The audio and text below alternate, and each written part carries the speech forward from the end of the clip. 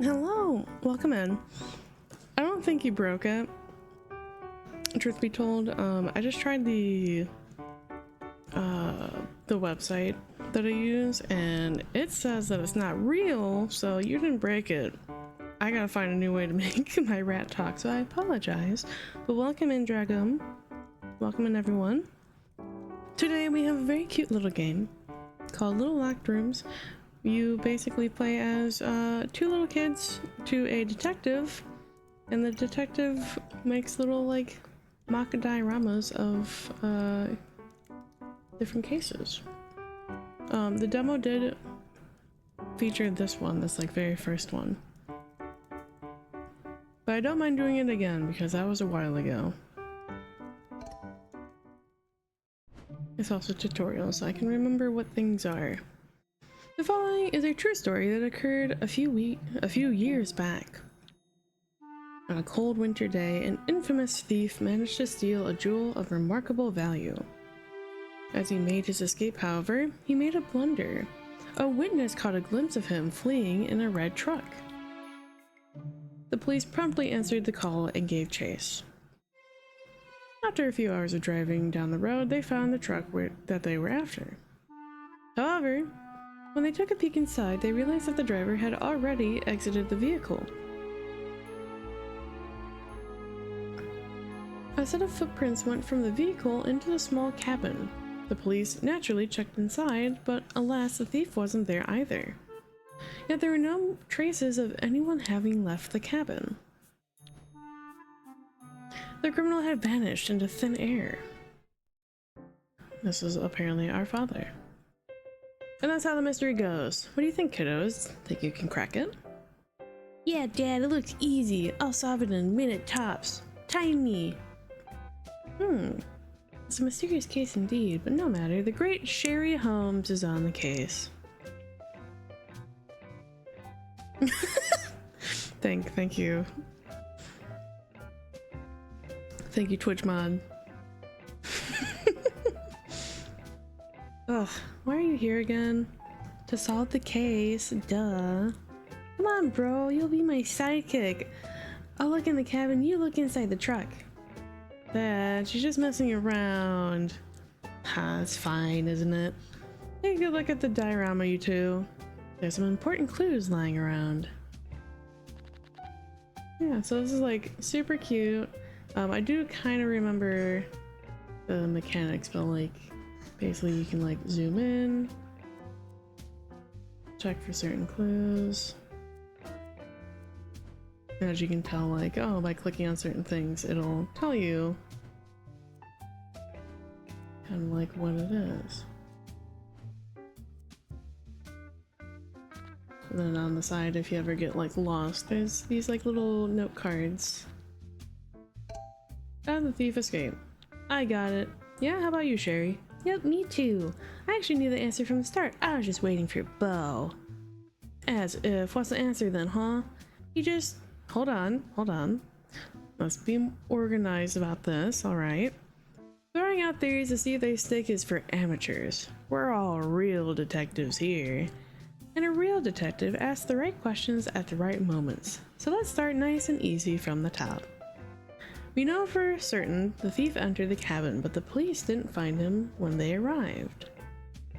Weird, huh? How could that happen? Did the thief really vanish? No, it's just a trick. That's what you want us to figure out. That logic is cheating. But yeah, people don't just vanish. The thief was simply clever in how he escaped. Which leads to our first question. How did he do it? How did the thief exit the cabin? By walking.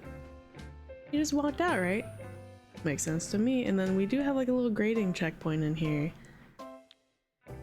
The thing is though, there's no footprints leading out of the cabin. How do you explain that? Because of where he walked.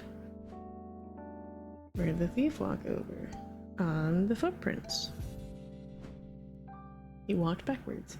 I know, he walked backward over his footprints. Exactly, nice. He masked his exit with his own footprints. Now following that logic, where would the thief arrive by backtracking through his steps? The truck, right? Correct. And the footprints would lead back to the truck. So we still haven't fully explained how the escape occurred. Answer me this next. How did the thief manage to escape once he reached the truck? Because of what he used.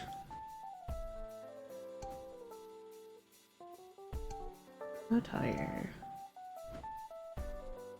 I see it. Some footprints got mysteriously erased. And there's a tire missing. This can only mean one thing. He rode the tire like a unicycle.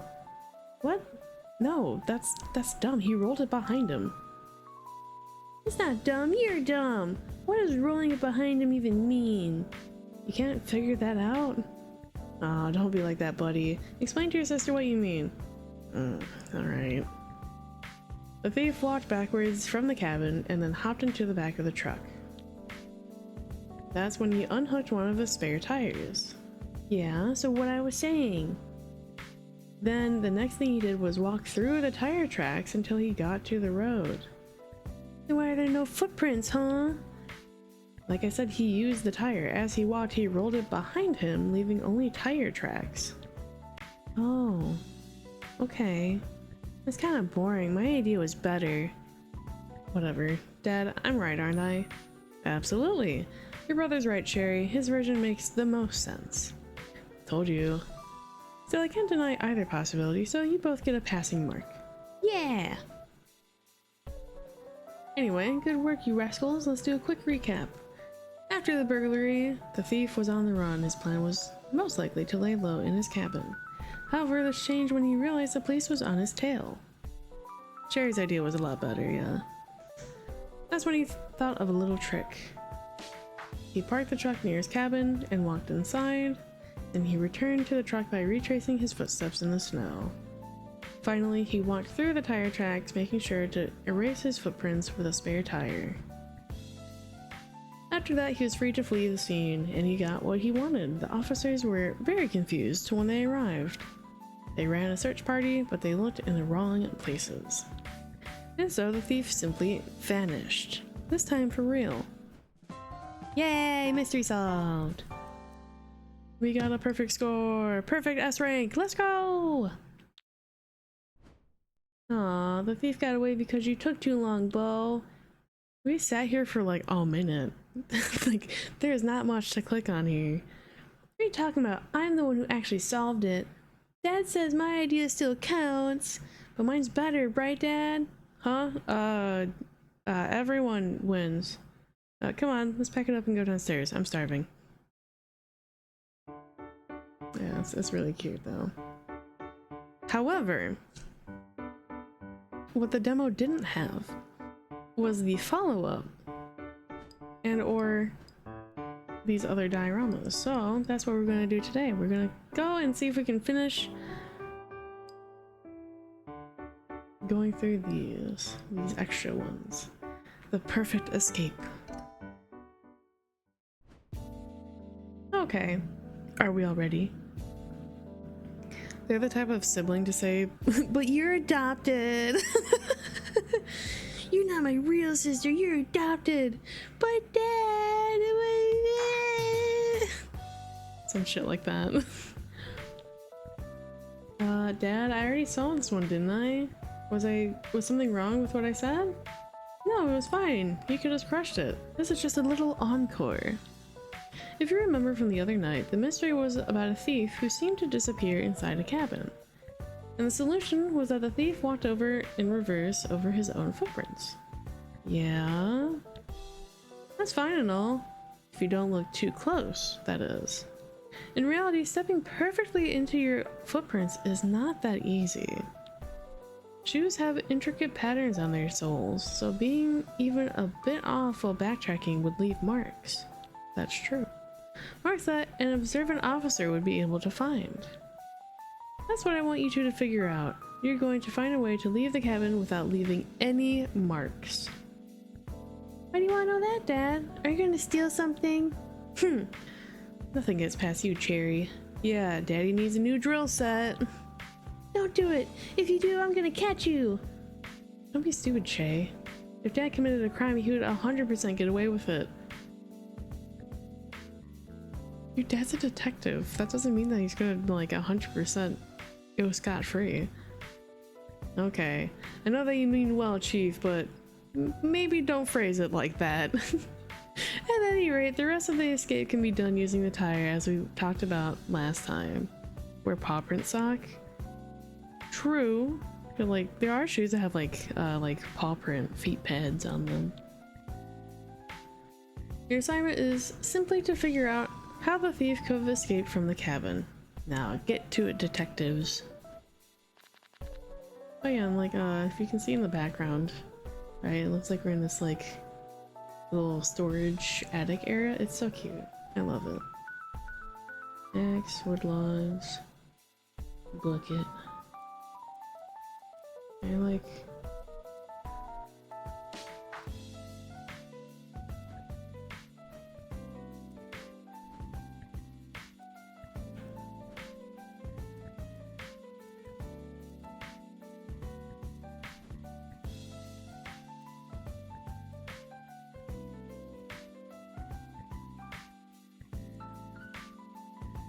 My immediate thought, right, like if you can't immediately back trace your footsteps, because you know you have to be essentially pixel perfect to walk back in the snow, going up the chimney possibly, or going out of like a higher window, maybe like this window, and climbing onto the roof and then jumping down would be my thought of like jump, because that isn't horribly far from the house. It is a reasonable jump. A little bit risky, but definitely could happen. Obviously the thought of like, oh, he just dug under the house, that doesn't make sense. As funny and silly as that might be. I'm gonna go with like he either jumped off like the roof of the cabin into the truck, or like climbed out of a window and like got on the roof. My initial thought is just roof to truck. So however that happened, that's my thought process. Is this it? I have an idea. Alright, let's hear it.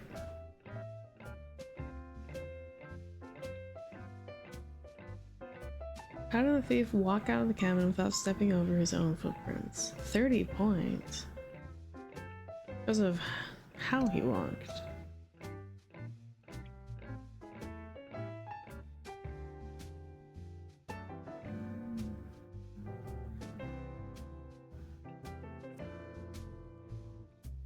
Well, he is.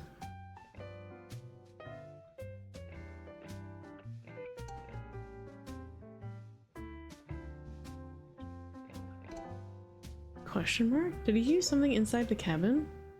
Nope. The model has everything the thief needed to make an escape possible. Try again, -5 points. No! My perfect score! Okay. Because of how he walked.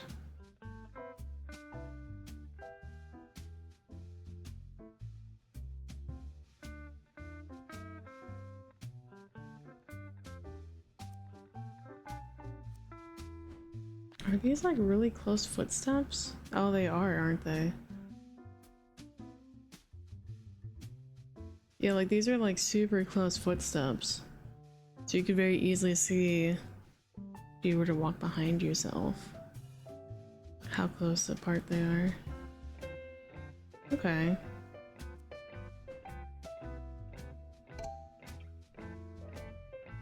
How he walked. The length of steps. Oh, I know. He did it like this. First a short step, Then a long step, short step, long step, short step, long step. He left little gaps on his way to the cabin. He stepped on those on the way back. There we go. Thumbs up. Yes, pumpkin, exactly. Nice. Yeah. Wow, you actually got it too. I guess it wasn't that hard then. Oh, I get it. That's why the footprints are closer this time, so the bad guy doesn't have to jump too far. Wait, what? Sharp. Yes, I adjusted them a little bit, but I'm surprised you even noticed. That explains it. You just got lucky because you noticed the footprints were different, Shay. I didn't. I still solved it, though. You didn't see that? Why not? I just didn't. So what? Nothing. It's just kind of weird. It seems something a detective would notice. Damn. That's the trick. In truth, the police were too busy searching for a thief to investigate the footprints in much detail. But the criminal could have left footprints behind that looked normal no matter how close anyone inspected. It goes to show you how many tricks criminals have at their disposal. Unfortunately for them, a good detective is ready for all of them. Oh, my perfect score! Oh, we still got an S. Okay. You know what? I accept that. That's fine. Can we do one more, Dad? Please, please? Give me a break. Your mom and I need some time to... What? Your mom and I need some time to make another one. Another diorama. Okay. I think I know what case we'll do next, but we'll be going back in time a bit. To about 100 years ago. Awesome! That's when the best detectives detectived.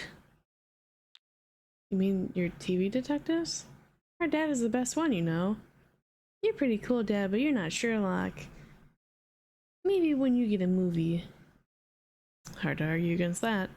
But I'm at least the second best, right?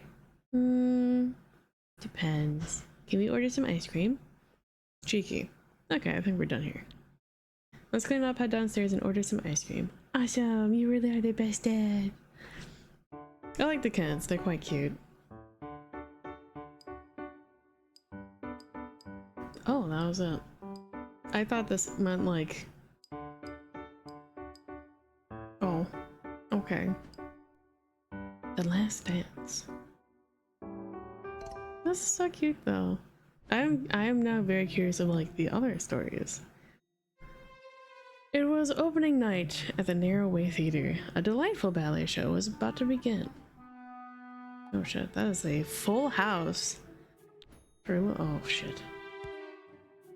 All the seats were full, and the audience waited with bated breath. The stage lit up, revealing a single dancer standing gracefully at its center. Brother looks annoying. Smidgen.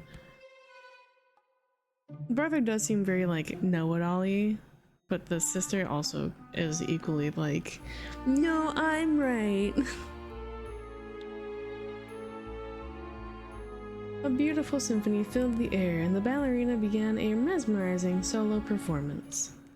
She waltzed, twirled, and soared across the stage, captivating everyone present. As the orchestra swelled to a climax, she started executing a sequence of flawless pirouettes without skipping a beat. Oh my god. That shit's hard. She turned and turned like a spinning top as the music grew more intense. Until suddenly, a loud explosion echoed inside the theater, followed by another. Ballerina spinning came to a halt. As the music continued, she placed her hand over her chest, where a small splotch of blood was beginning to spread. After which she collapsed to the ground. Crew members rushed to the stage in a panic. The spectators were frozen still, praying it was all part of the act, but it was not. Only a few minutes later, the ballerina passed away. Even after all the lights were turned on, the assailant was nowhere to be found. When the police arrived, they began their questioning. Several staff members outside the auditorium confirmed no one had left since the shots were fired. The spectators testified that they were all seated when the shots rang out. Several audience members turned around, but nobody saw anyone suspicious that could have been the shooter.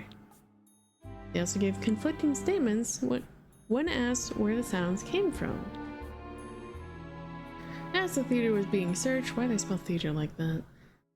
Hey, A staff member screamed that they found something beneath one of the seats. The police looked under and found a gun. One with precisely 2 bullets fired. In the confused crowd, someone flashed a smirk. The murderer was among them, invisible. Cool! This little theater is so cute. Alright, not too shabby if I say so myself. Yeah, it reminds me when we went to see Little Ladies. Little Ladies? You should have been there, Bo. It was just like this. I'm trying to think of like what's like an equivalent of. Sorry, I'm a theater nerd. So that might be surprising news to some of you. I was born and raised in theater culture. I'm trying to think what's the equivalent of like Little Ladies. So I've not heard of that show, but I have heard of Little Women. And I don't know if that's kid appropriate. Oh yeah, I remember that. You weren't there, were you, buddy? Why not? It was girly stuff. No, but it was nice, right, babe? Oh, baby. The choreography and everything, on point. Dad, you fell asleep. Good thing you were there to wake me up for the good bits. But you missed this funny part when... Anyway, Dad, was this a real murder? Yeah, it was. Although it happened a long time ago. Okay, so if I solve it, does that count as solving a real murder? Hold your horses, Chief. You're getting ahead of yourself. Let's have a couple hundred of these before we can even think about that, alright? 200. Alright, deal. And after that, you take me with you to a real crime scene. I wasn't... But, sure. Why not? Click the light bulb icon on the top to dim the lights and see the crime scene as it was during the murder. Oh, that's actually a really cute detail. You can bring the lights back on by clicking the icon again. Oh, I like that. That's very, very nice attention to detail. Oh, what the...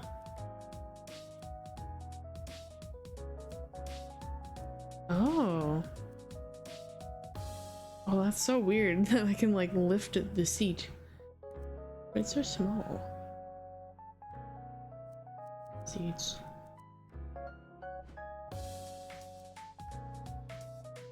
Oh. Okay, so that was like the...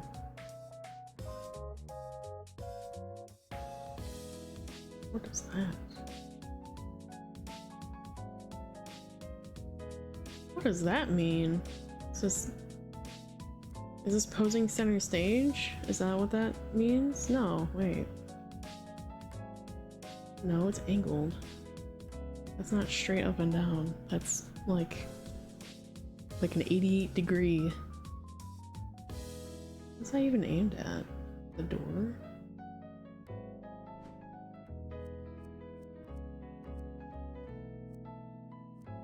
Man. I haven't been backstage in forever. Red curtain.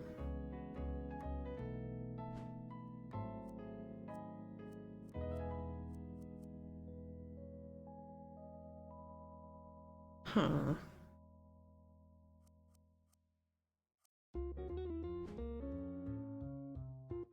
It's weird to think of like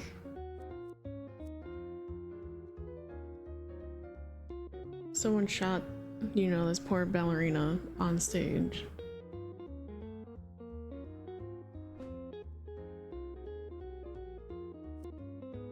That's like that's not even like line of like, if this gun was found in this seat, right, and whoever this person is, quote unquote, shot the gun twice, that doesn't line up to the seat.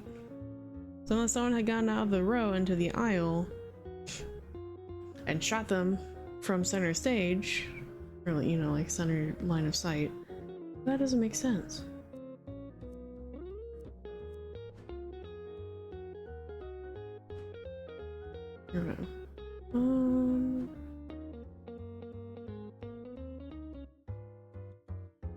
what we got? Ballet dancer was shot without seeing anyone.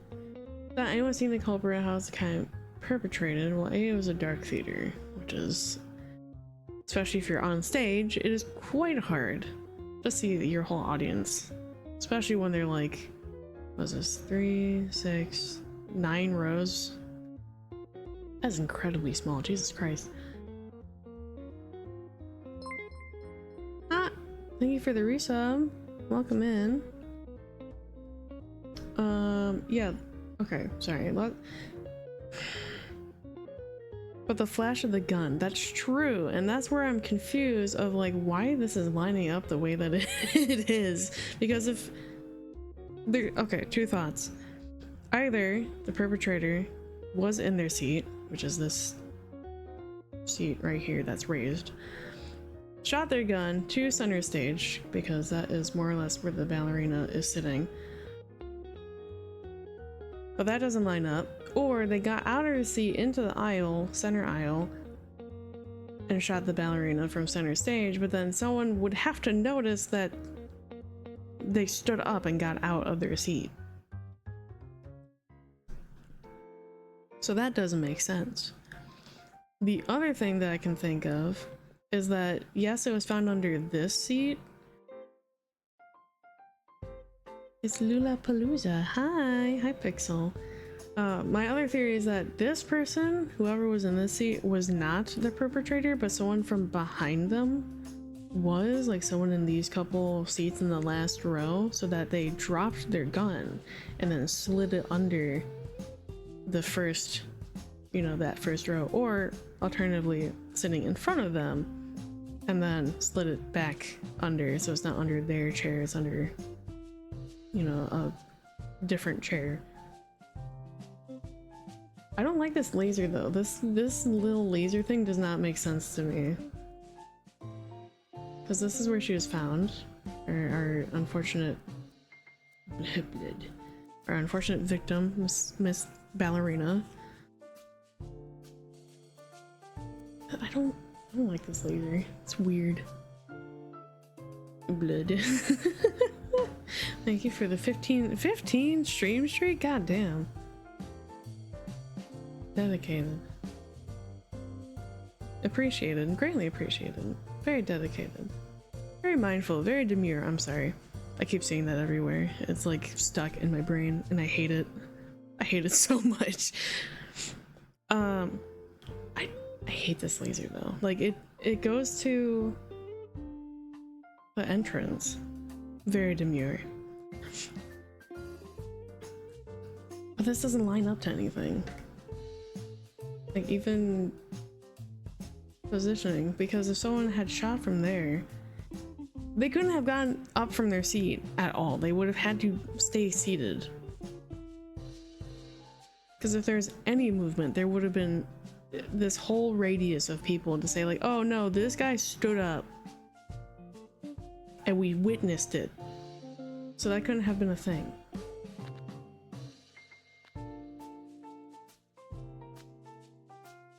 Everyone heard 2 gunshots, after which the dancer fell.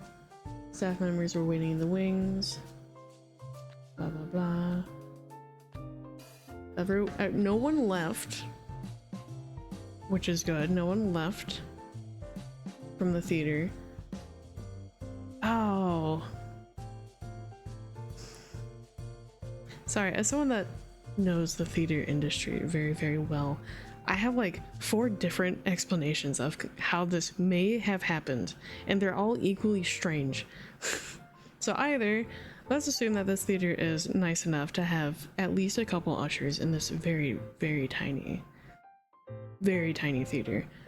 An usher could have done it from sitting back here, because I do know a lot of theaters will have usher designated seats. Very demure, very Saturnine?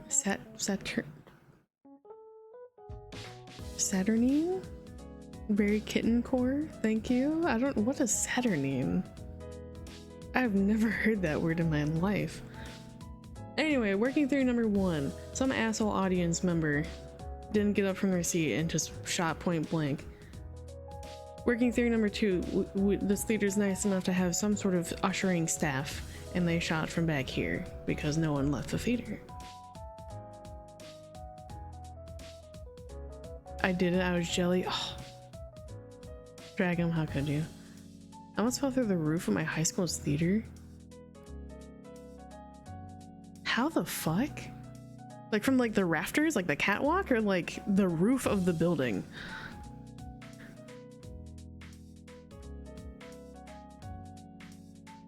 Saturn, dark, gloomy, and moody. Oh, thanks. Oh no, but I'll take it. That's working theory number 2, because if an usher left, that would not be questioned because that is a regular occurrence. However, the room, it said that no one had left the room, so we're gonna say that no, they didn't. And then working theory that if an usher did it, they dropped the gun, pushed it under a seat, and ended up under a seat. Theory number 3. This is such a weird angle to get it at, but some asshole crew member had done it from either wing or like quote unquote backstage. Shot the ballerina while she was on stage, and then before, you know, the police got here. Yeah, I'm curious how they hit the muzzle flat. Well, that's the thing, right? Is that that's what they said, no?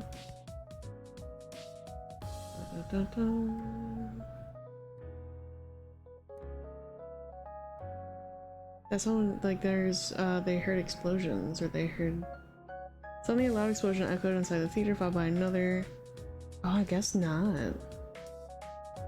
That would be a way to hide the and who has tinnitus. True. Okay, so that is a actual working theory, is that it could have been from backstage in one of the wings, because A, you wouldn't really see the flash because you're blocked by the walls, right? And then the center stage light, you wouldn't see the flash because it is off stage. And then before the police arrived, because there is staff everywhere, they could have had the opportunity to just kind of slip it under a seat. He's very committed to her act, truly. Rip this poor ballerina. But look at how they fell. Like, they weren't shot from behind or the right because they fell towards the right. That's true. Yeah, she was center stage. She did kind of collapse to the right, but I think it did say more or less that it was like right in the middle of her chest, or like her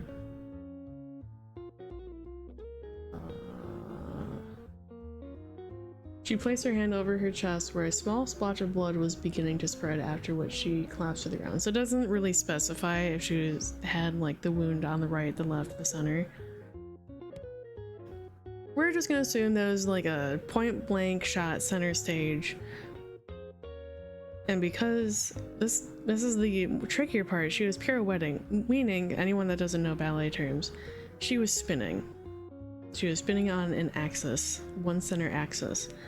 So A, moving target, B, a spinning target. So to get something that precise as a shot that is in the center of her chest is incredibly difficult. Those are my 3 working theories. We got either asshole person in the audience that truly actually had the gun. Her death animation was delayed. Kind of. The little figure kind of after like a second. But yeah, working theory 1, we have an asshole audience member that actually did the crime. Working theory 2, there's an usher that did the crime that like sat back here. Or working theory 3, there's a stagehand or staff member that did it from behind in the wings. The bullet was found in the wall. The lack of gunshot residue implies the shot was made from afar. Okay, wait, what? Where? Hold on. That's the curtain. Is that what this is? This like second hand? That's a bullet hole. Okay. So stagehand theory does not work. Damn.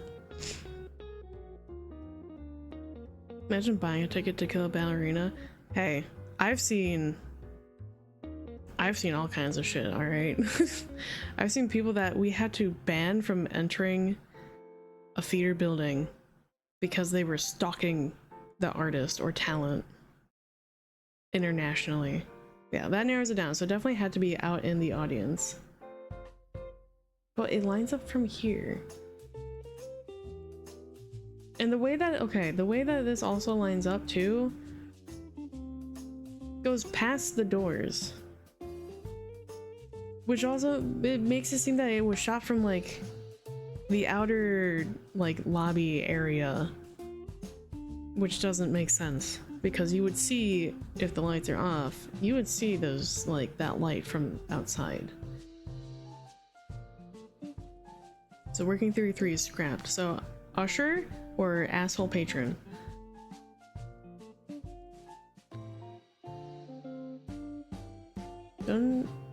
It had fired 2 bullets. Okay. You know, working theory, we got somewhere. Maybe they didn't see the flash because they were looking forward? That could be a thing. That could be like, oh, they were like last row. Whereas the second bullet, it was in the victim. So the first one had missed and hit the wall. The second one was impaled. Or impacted, I suppose. It makes sense if they were in like the last row and or an usher that was not seated or like back here. I had a grapefruit in the same ceiling of said high school theater.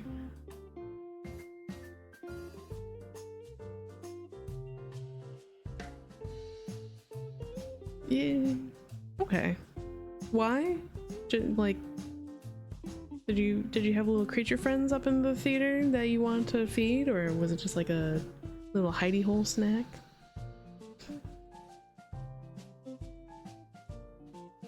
All right, we're gonna. Any ideas, kiddo? I have observed the scene of the crime. 'Tis a simple case, really. I don't know about Sherry, but I found the trick. Good. Now the big problem here is that no one spotted the shooter. That is very important to note. Everyone heard the gunshots, but no one saw anything suspicious. It's weird no matter how you slice it. Did you figure that out? We did figure that part out. Why wasn't the killer seen when they shot the dancer? Because of where they shot from. It was like the back of the theater. Wait. Outside the theater? Oh, that is an option. I'm gonna say near the entrance though. Because how the line seated between this. Oh, okay. Like, got it. Like the actual aisle. Seated between near the entrance. I was forced to retrieve my teacher's tools. It's a very nice and old place. Very Silent Hill. Ooh. Interesting, interesting. I'm gonna say near the entrance, but it's just kind of like where it was shot and then where the gun was found. That doesn't match up quite. So we're gonna say that is near the entrance. I get it. It's pretty easy actually. The killer got in, shot, and then immediately ran out. No, that's not what I wanted. The staff members confirmed nobody left once the shots took place. But maybe they were bribed. No, no funny business like that. The killer did everything on their own. Okay, then what if they didn't leave? They must have quickly blended in with the crowd. But plenty of people turned around and didn't see anyone. Does that seem possible to you, blending in like that? If they're an usher, yes. I guess not. Man, alright. Okay, then we're gonna say that they shot from the aisle. No, because that wouldn't make sense either. They would have had to have been seated. Because they couldn't have moved. They couldn't have moved anywhere. They would have had to have been seated. The bad guy put the gun really close to their chest and fired. That's why nobody saw them. Seems like a difficult shot. I also doubt that you could be stealthy enough for anyone to notice. More importantly, look at the trajectory. It doesn't line up. You have to stand up in the middle of the show. Man, I am doing real shit at this, huh? Hold on. Back to menu. We're not taking this. Start over. We're not doing it. Oh no, I didn't see anything from the ceiling. Understood. Oh yeah, here. So she was spinning, spinning, spinning.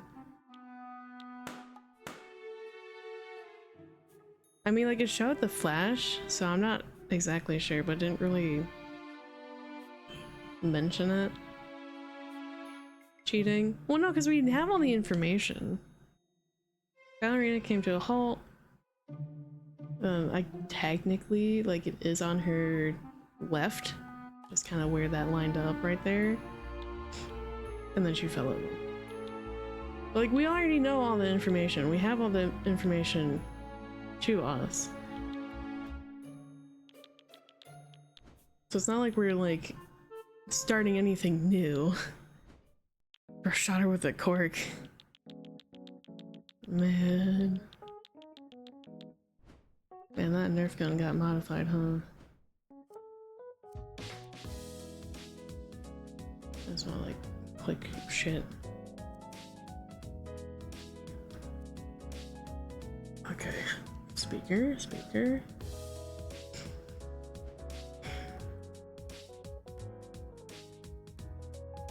This one's weird because it's suggesting that, like, it was shot from the aisle. Like the right here. Or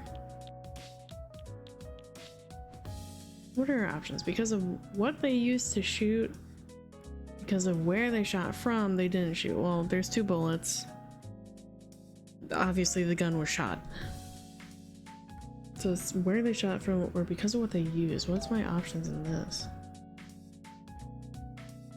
What the killer used to avoid being seen when shooting the dancer? See? Doors.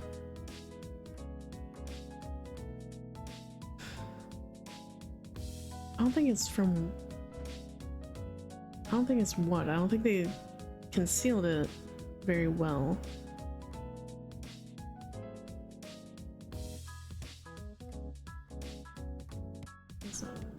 That's not what I want either. Ah, resume. I think it's from where they shot, because that just makes the most sense. Where I guess this would be like.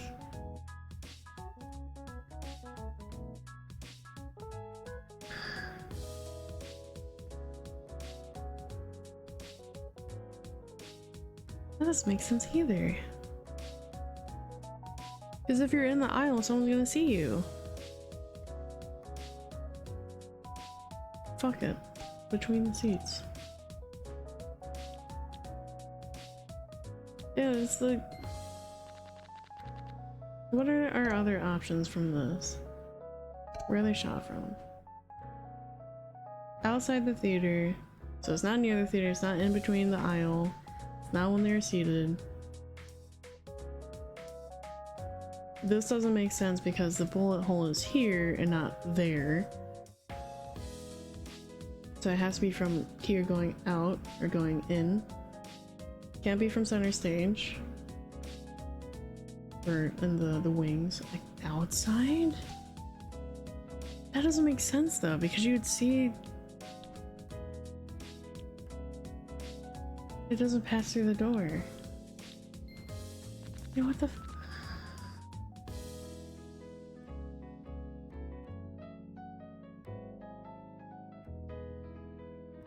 I can't think of anything that would like conceal the shot because you have to shoot over the seat. Let me see this again.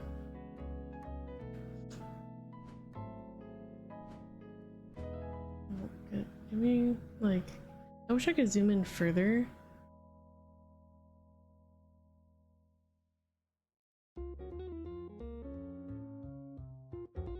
these...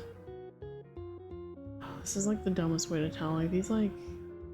Okay, these are actually graduated seats. Cool.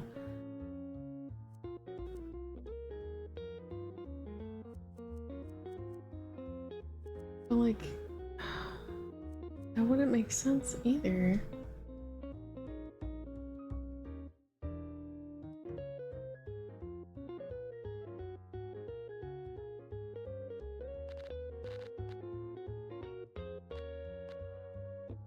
Silent and deadly. It definitely wasn't silent.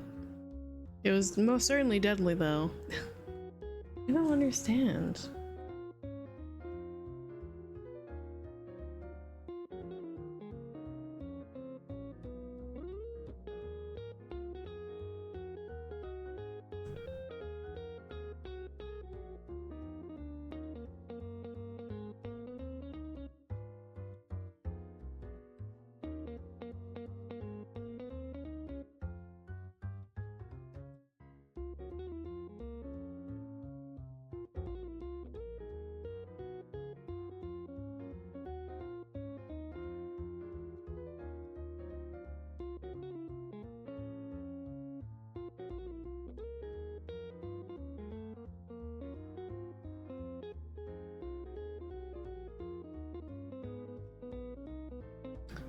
Anyone got any working theories? Because I'm not sure. We know for a fact, right? Like we know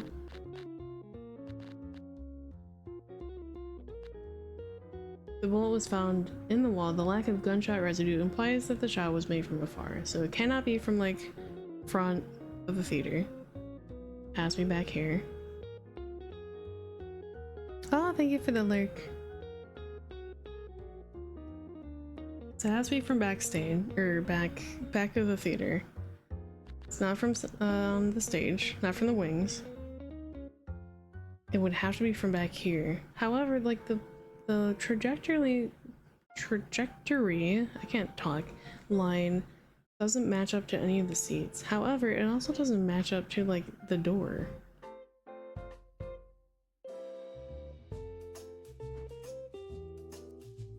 And there's no bullet hole in the door. So it had to be from back here. And then going to the stage.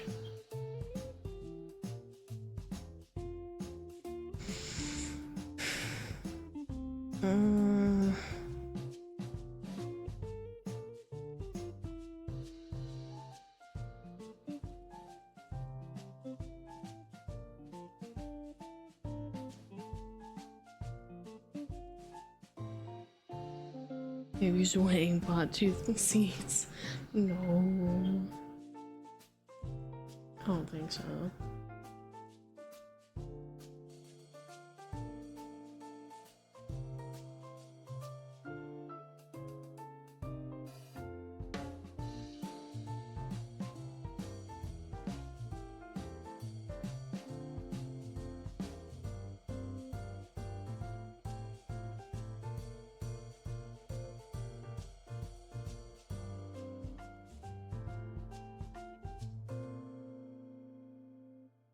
I guess it would have to be like where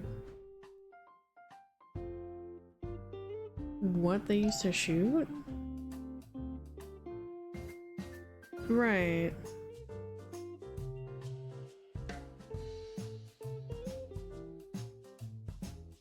What did the killer use to avoid being seen when shooting at the dancer?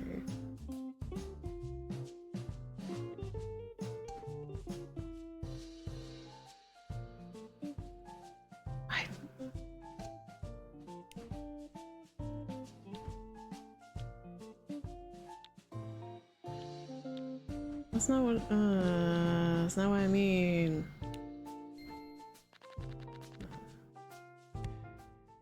Restarting.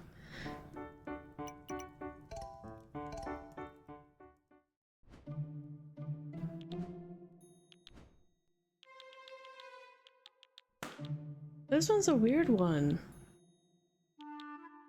Granted, these are meant to be like quote-unquote unsolvable mysteries. Some of the crimes are strange as in general. But like, it doesn't... I wish I actually kept the people here. Like the little figure pieces.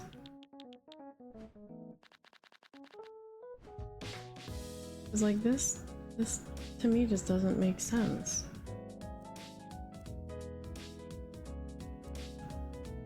That's a Beret 50 cal or A10 stealth.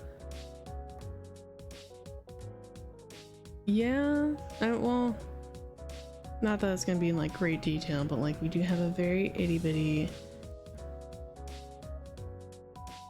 I so wish I could zoom in more. It looks something akin to like a handgun, like a pistol-esque something or other.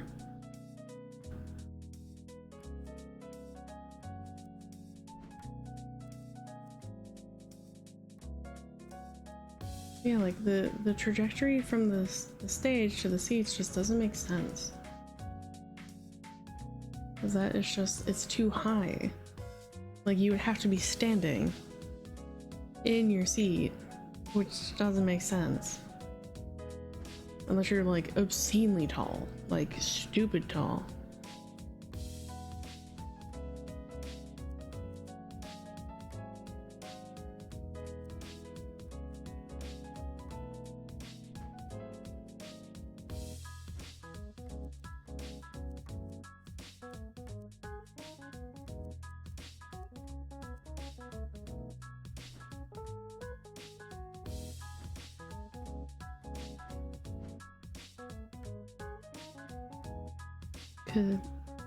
Could use a suppressor to stay quiet.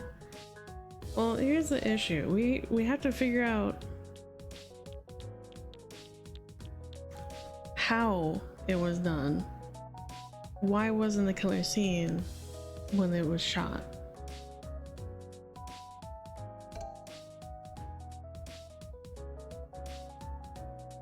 How tall is obscenely tall? If you were in a sitting position and you are twice the height of the seat, that would be obscenely tall. Because that is how this trajectory is lining up. Is that if it were in these last couple rows of seats, it goes so high over the actual seats where it does not make sense. And even then, like, it's not even close to the seat. So if the seat or this person here was sitting there and shot the gun, if you held the gun at a normal angle, like around shoulder height, that just wouldn't make sense. Or even if you had it slightly lower, that's just way too high.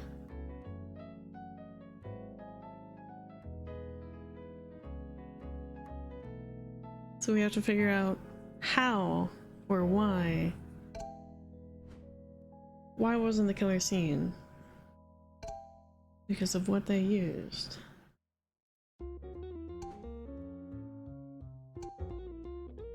What did the killer use to avoid being seen when shooting at the dancer? You know what? We're taking the hint. It's like, I cannot. Criminals set up multiple misdirections, so the answer to the question may seem contradictory at first glance.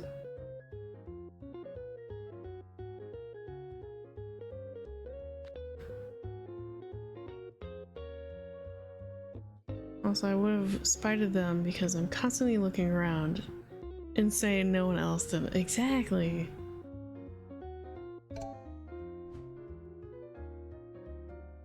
What they used to shoot? The seats? Hi, boss. Welcome in. We're being little detectives today. What if I head below this? That's not... like a filthy, smelly, evil rat. too high. Stop playing nonsense. Like this, I don't understand what they did. Did they not shoot? They didn't shoot?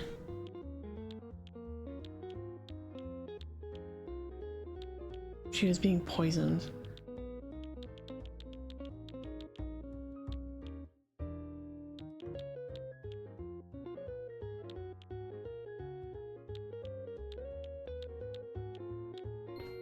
It wasn't ketchup. It was not ketchup. The mosquito did it. Definitely. This one is quite difficult. Anyway, this is like our third or fourth time restarting this. I don't understand where or how they weren't noticed. Because I feel like that is impossible to not be noticed, especially in a dark theater with a gun being loud and bright when it is shot. And yet somehow people didn't see it. And there's no option to be like, oh, they had like a silencer or they had this or that. Like, that's not real. Go here. Like, this is our bullet hole. Our silly, stupid little green line goes to the frame, the top frame of the door, not to the door, not to the seats. It sits way over the seats. Like, so far over the seats. But it was shot from a distance. So I don't understand what this question is asking.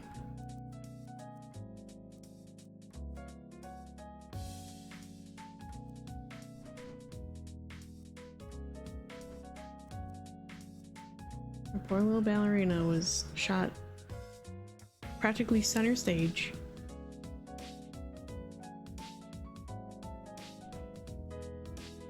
But as per the seats, they do not line up that way. They were lined up, his trajectory is lined up so that it's going down the center aisle to the door.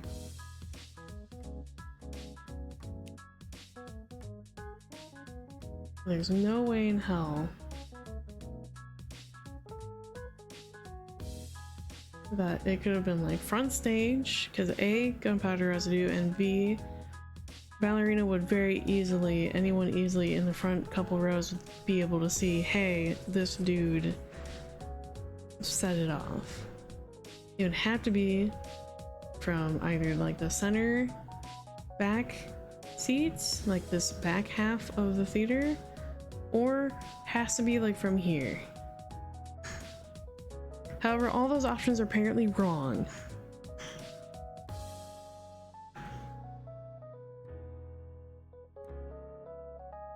Because this is how the theater was when she was shot. It was just this spotlight center stage. The rest of the theater was dark, so that you cannot see the rest of it.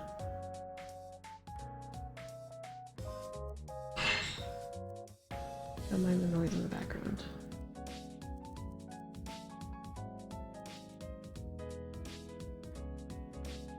I don't understand what this is asking me.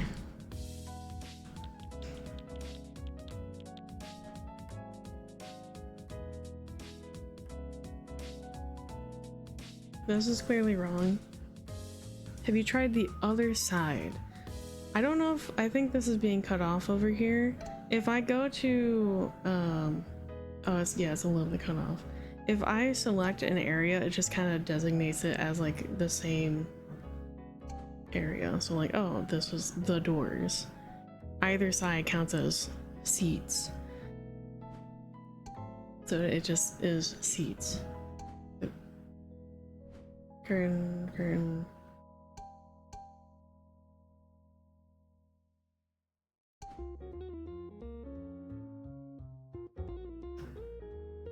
Like, it just is like a general selection, so it's not like, oh, I have to pick this specific seat right there. It's, this is seats, this is seats. He shot on stage, but that wouldn't make sense because there's no gunpowder residue. It has to be from a distance. I sleep, have a good sleep. Good night. This doesn't make sense. If it were close range, it has to be farther ranged. Because, like,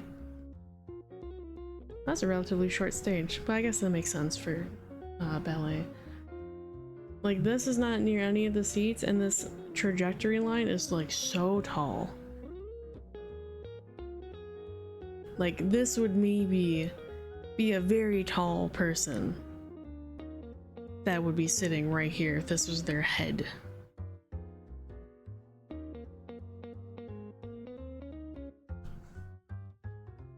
I don't know. I am stumped. Is there like...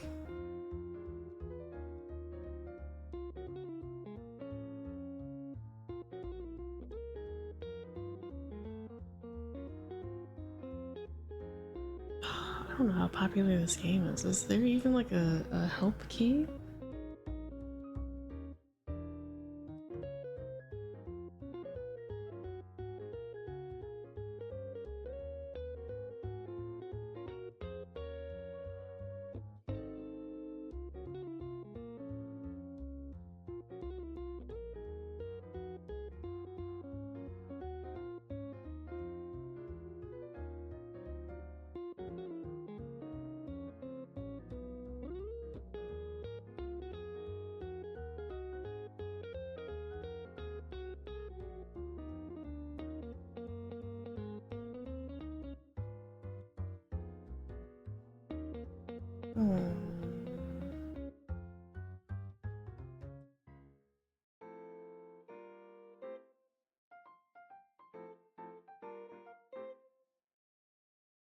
I don't think that there's a help guide besides a couple videos.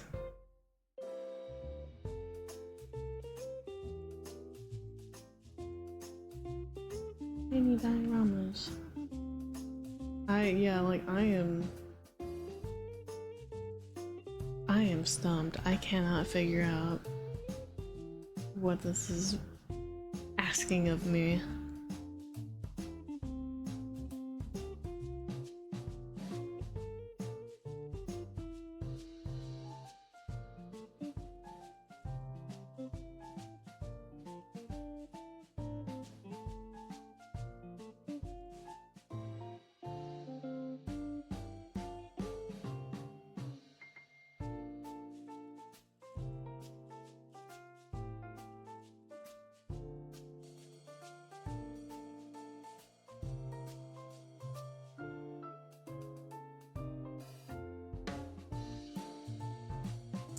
We're gonna see.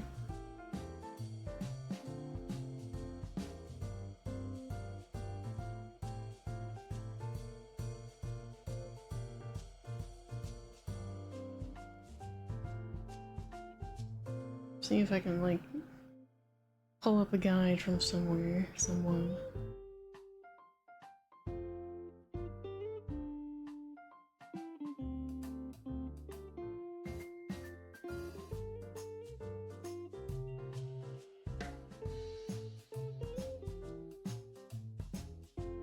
Sorry for the patience and inconvenience.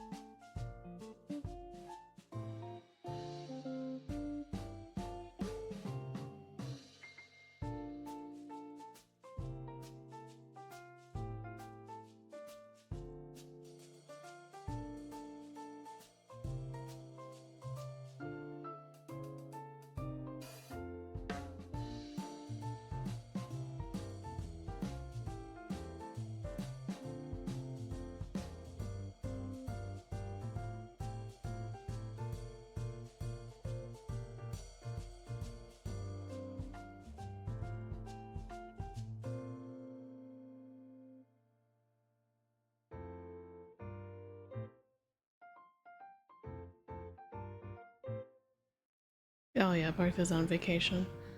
Sorry, I'm like scrubbing through this video. I'm trying to figure out like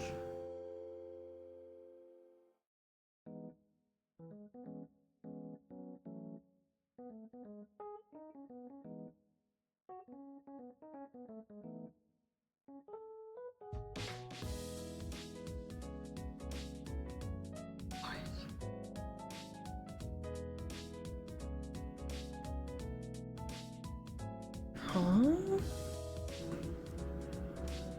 Behind the curtains? Fuck you, loud car. That's what. Oh my god. Can you fucking hate these people? Sure. From behind the curtains? Take a look at the path of the shot, gentlemen. We can see that it's like really high. The shooter would have needed to stand on their tiptoes to shoot like that. And that would look really silly, so they wouldn't have done that. I must admit, at first I was quite puzzled by this, but then I had a revelation. You see, if we just look at things in reverse, the killer shot from behind the curtains. Hey, I was gonna say that. The dancer was spinning, so nobody could tell the real direction of the shot. That's actually why the killer fired at the time, to hide their location. Yeah, that. Oh my god. You know what? Fair enough. That was like a big red herring. Nice, nice. Good job. That's some good reasoning. But if you think about it, shooting from behind the curtains contradicts a few things at the crime scene. Do you two know what I'm talking about? Yeah, there's a bullet hole behind the curtains. That doesn't make sense if the shooter was already there. Anything else? The police found the gun under the seats. That's weird. How did it get there? Exactly. Let's divide and conquer. Starting with the gun, like you said, it was found beneath the seat. That would seem to suggest someone in the audience did it.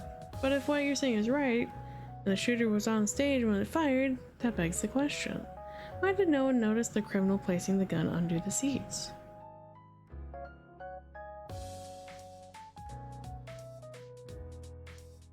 Because of when it was hidden, or who the criminal was?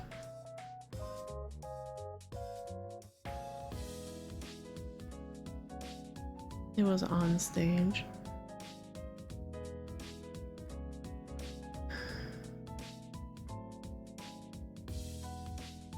Okay. Thought process. I only looked up the one answer because I do want to do this as best as I actually can. So, okay, if we can confirm that the perpetrator was behind the scenes, that would mean that they're part of the stage crew. After she was shot, they had ran out, and we saw on our little diorama here that the stage crew had ran out, and one of them had yelled, "Hey, there's a gun under the seat." That could have been the time to plant it, so it could have been the perpetrator or that specific stagehand had the gun, and as they were looking for evidence, threw it under the seat, saying, "Hey, oh look, I found this, and oh look, there's 2 shots missing. Oh." So I'm gonna do it maybe because of when it was hidden.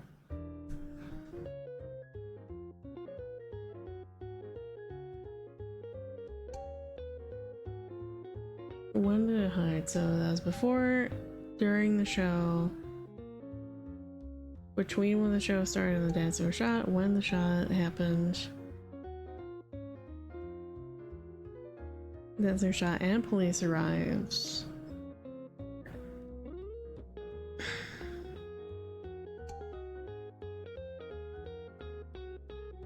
So it would have been, can I like, I want to get out of this.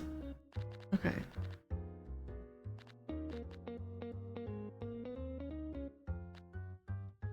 Yeah, the police organized a search once they arrived. So after they had shown up is when they started searching.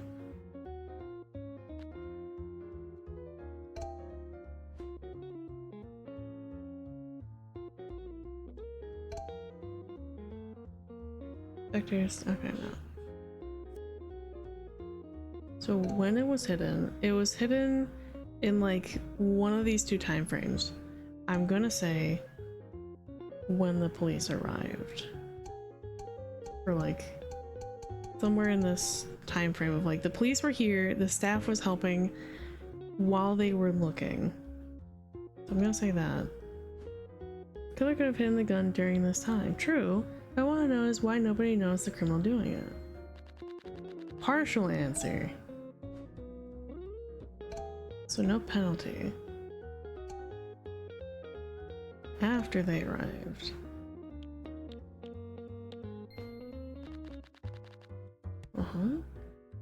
But what I want to know is why nobody knows the criminal doing it.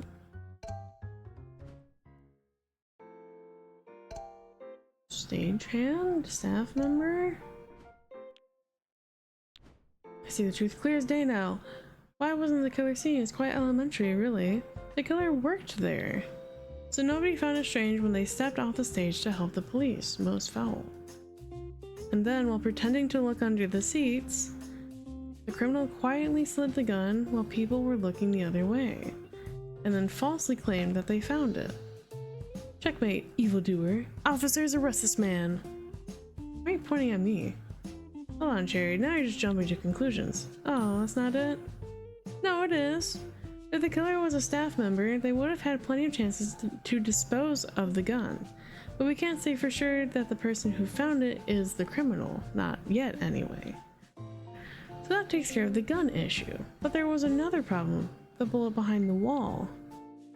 Wait, why is that a problem? Huh? What do you mean? Like when the bad guy was hidden, they shot the girl, turned around and shot the wall, right? But the gunshot was fired from far away too. Oh, yeah, okay. Exactly. If the culprit was behind the curtains, then how did they shoot at the wall from afar? There's 2 consecutive shots. So it couldn't have been when.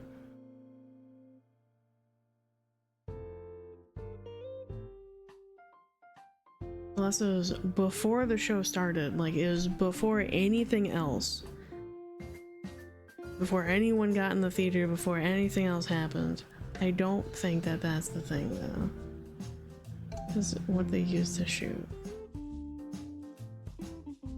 They couldn't have used shit to shoot from far away. I guess because of when they shot, it had to be like way before the show even started. But there was 2 shots. Fuck it, before the show started. Any ideas, Sherry Holmes? Patience, my dear bosun. Oh god. Mind is a complicated machine. Well, I don't know what's so complicated about it because I already know the answer. Huh, really? I can give you a few more seconds if you want. Beep beep. Time's up. Don't worry though, I'll explain it to you. It's true that the killer couldn't have shot the wall while they were hidden behind the curtains, but that doesn't mean they couldn't have done it at some other time. Some other time? Since the criminal was a staff member, they had access to the theater whenever. All they had to do was come in one day in secret and bang, shoot at the curtains. Nobody would have been able to notice a little hole left in there. Those are some thick curtains though, I'm gonna say that much. These theater curtains are thick as fuck. These are not like your little window curtains. These are like an inch thick of fabric. Maybe half an inch. The killer could have used tape or props to cover it up so nobody would find it. Not until the murder investigation, that is. That makes no sense, Bosun. Thick. Makes perfect sense. What do you mean? Because there were 2 gunshots. Says who? Yeah, there was 2. Cherry is right, boss, but you're on the right track. Cool. You just need one more piece to complete the puzzle. So, do you have an answer? Why did people hear 2 gunshots? If one bullet was planted, why did people hear 2 gunshots? Speaker? Oh,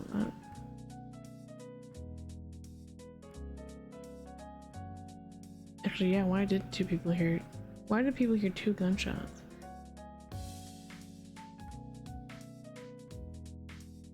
Theaters are supposed to be built acoustically sound, so there would be no real delayed echo to hear a fake second shot. It could be that she was just shot twice, but then they would find 2 bullets.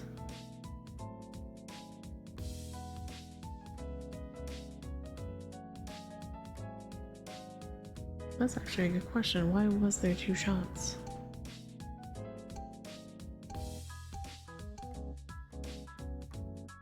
Go.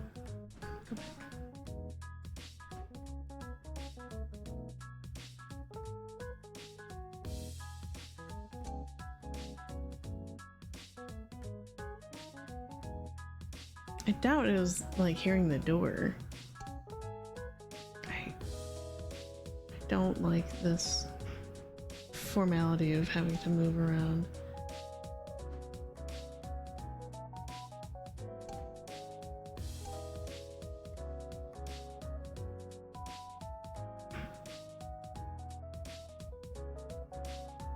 Why did people hear 2 gunshots? That wouldn't make sense then.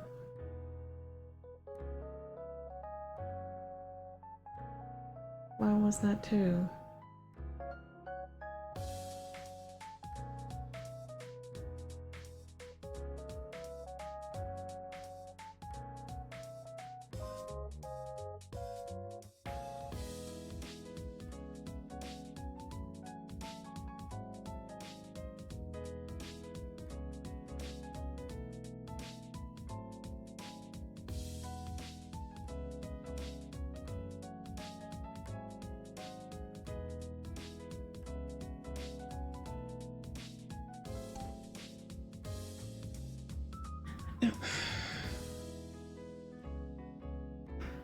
The speaker is the only thing. I'm sorry, I haven't been talking. And my internal thought, right, is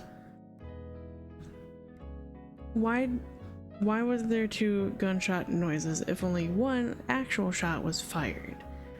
The only thing that I can comprehend is that the audio track or whatever like sound system that they had picked up the mic and there was an audio delay and it just played a second gunshot noise because it was pretty like back to back,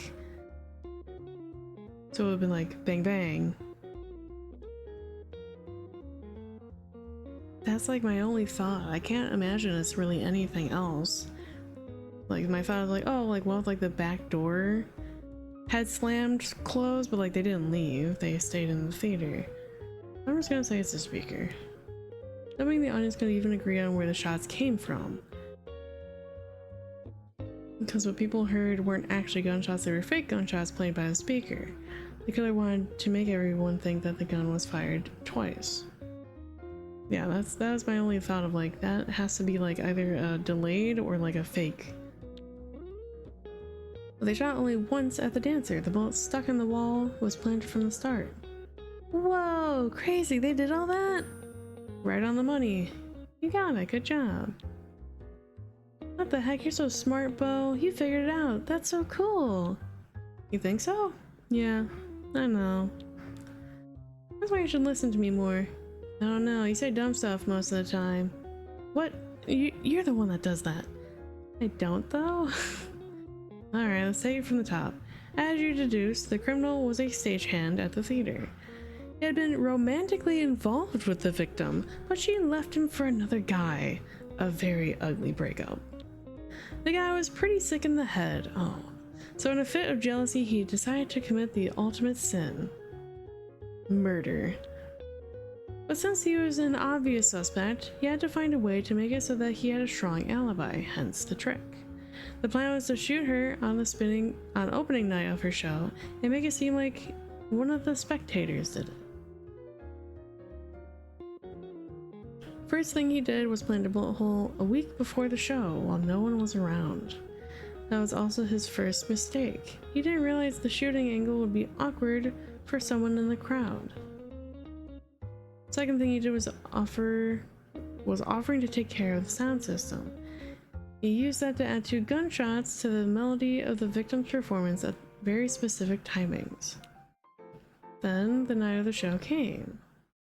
He slipped behind the curtains and waited in darkness for his chance. If he shot from there, it would be obvious where the bullet came from. That's why he chose to shoot it while the victim was spinning around. He knew the choreography, so he knew exactly when he was waiting for. As the first gunshot echoed from the speakers, he fired a single shot right into her chest. The gun was muffled with a silencer, so only the sound people heard from the wall was from the speaker. Okay. Immediately after, the second gunshot rang out inside the theater, but this time the criminal didn't fire. The investigation would later match the second gunshot to the bullet in the wall, a missed shot. This would be proof of the culprit being someone in the auditorium. After being shot, the dancer fell to the ground.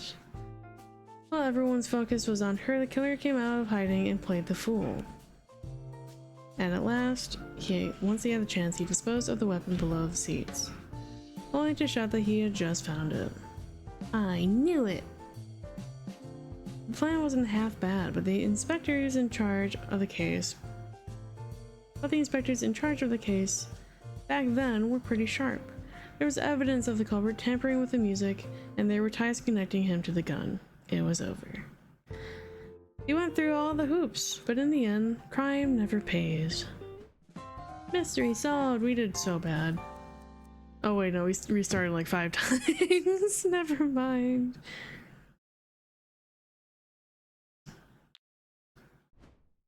In the end, crime never pays. Yeah. No criminal can't hide from Sherry Holmes and her trusty sidekick Bosun. Hold on, why am I Watson? I should obviously be Sherlock. Sorry, Bo, I'm Sherry, Sherlock, Sherry, that's me. Sherlock's a guy. You don't have a hat. You need to have a hat to be Sherlock. Fine, give me yours then. No, this is mine. Get your own. I solved the case. Come on, hand it over. Bo, no, don't. I'll kick you. Stop. No, Dad. Hey, you two, don't run on the stairs. Bo, knock it off. Be nice to your sister. Ah, God, it was 2. Okay, that was... The start of it was pretty tricky, but then once I had like that knowledge, I was pretty like set. I apologize for cheating. Oh no. Rapunzel complex. This might be like a one and done, like this is pretty short. This strange tale was recorded by a historian in the margins of an old tome. Once upon a time, there was a princess who lived at the summit of a majestic tower. Your sin is not forgiven, thank you. I understand. I'm a sinful person. I know I'm going to hell later. It's okay. On a fateful night, the royal family paid her a visit. Together, they shared a pleasant dinner. Following the meal, her aunt requested a private audience with her in the tower's library. The servants stationed outside the room noticed their voices getting louder and more violent. Abruptly, the princess stormed out with tears in her eyes. In silence, the servants guided her to her chambers. The princess quietly instructed her attendants to warn her if her aunt made any suspicious movements. She then vanished behind her bedroom door, locking it behind her. Time passed, and night became day again. The servants came to the princess' bedroom for her morning routine, but they found the door was still locked. Uh-oh, locked room case. Same because I want to meet a big titty sloth demon? Understandable. They knocked, but there was no answer. Growing anxious, they forcefully broke down the door, only to discover the princess was dead. Inexplicably, the sole key to her room was found upon her table. Oh god, this is a locked room case, which is notoriously hard. Every member of the royal family and all of the servants were assembled and everyone was accounted for. A perplexing murder had occurred within a room sealed from the inside. No way. How can this be? My dear sister cruelly murdered. Just when we were about to have a tea party and go riding together. What horrible monster could have done this? What, so you're a princess now? Wait a minute. If the key was inside, then how did the culprit escape? This smells like a cunning scheme. Am I a princess, you ask? Not today. Today, I am a detective. Although probably because I like men. No shame here, you can like whoever you want. I'm going to solve this mystery no matter what. For the good people of the kingdom? No. For my dearest sister. Alright, sure, whatever.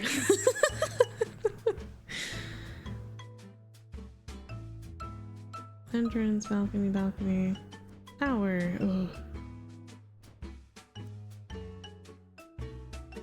I don't like that. Balcony door.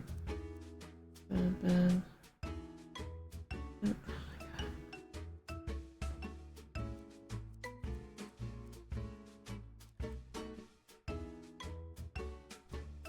Oh, that was that one.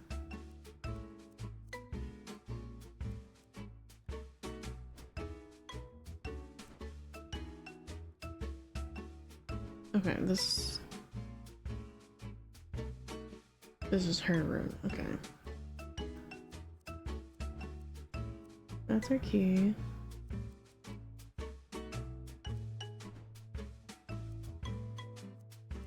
The victim. Wardrobe, books, door. Okay. Well, notoriously, sorry. Locked room cases are incredibly difficult.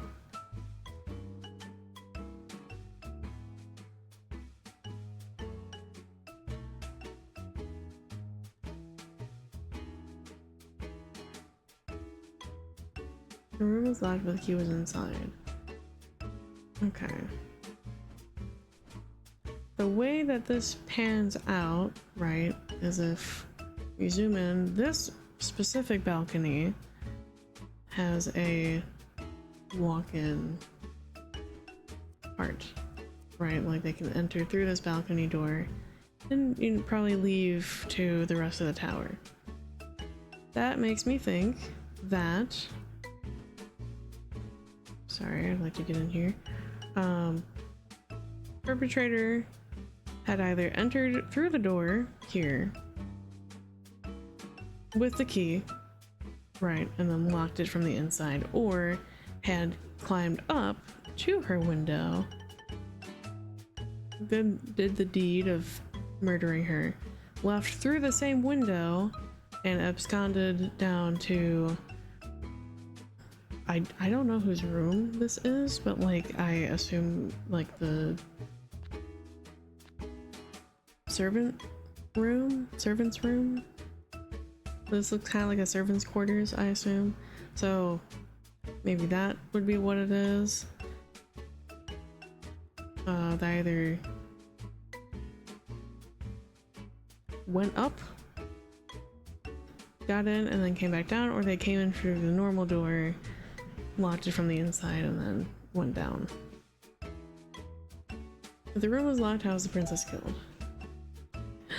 Now I understand the terrible truth behind this case. Yeah? Good to hear. We got ourselves a good old-fashioned locked room mystery here. The guards heard the princess locking her own room. Yet the killer was somehow able to get in, do the deed, and get out. Or so it seems. Let's start with this question. How did the killer enter the room if the princess had locked the door?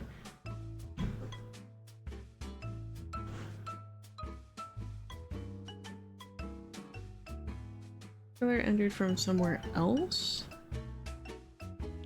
Killer couldn't have entered the door because it was locked, that much is certain. So they must have entered through the window. I mean, coming in from the roof, right? Yeah. Problem is that the roof is at the top of the tower. You can only get there from the bedroom, really. And getting into that bedroom when the door was locked is exactly what we're trying to figure out. So what if the bad guy used something to climb up? Good idea, but can you see any thing you would use to make a rope. Bed sheets or curtains, or how long is the bad guy's hair? It's too long of a distance to cover with any of those answers. I like your idea, I really do, but I don't think it's possible. Okay. And the only other thing I can think of, as common as it usually might be, is they didn't enter the room.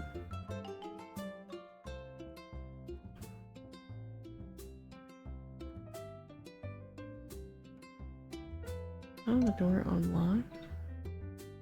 They had the key, they picked the door, the princess unlocked the door. Well, that could be a thing too, right?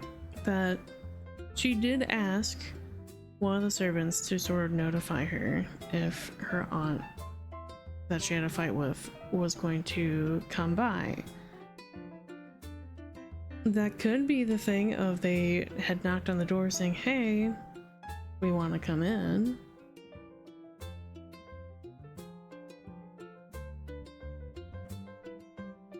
Princess unlocked the door? Well, the princess herself unlocked it. Sounds interesting. Explain a bit more what you mean. Well, the princess argued with her aunt, so they were probably fighting about something. That must have been why she locked the door at night, because she was scared of her aunt. But if someone else from her family knocked on her door, why wouldn't she let them in? So, couldn't it be that simple? Nice. Alright, sure. That makes sense. You convinced me. That said, if the princess let her killer in, it's hard to see how she was caught unaware and killed with a pillow. Oh, she got snuffed? Oh, okay. It might make sense depending on who the visitor was, so I'll let that slide. Now, after committing the crime, the criminal would still have to need to get out. So we're only halfway there. Tell me, just how did the criminal escape from the room? They escaped using the window. Killer didn't open the door, they escaped through the window. That way they wouldn't need to use the key at all. Alright, but the window was closed when the servants got inside the room. What do you make of that?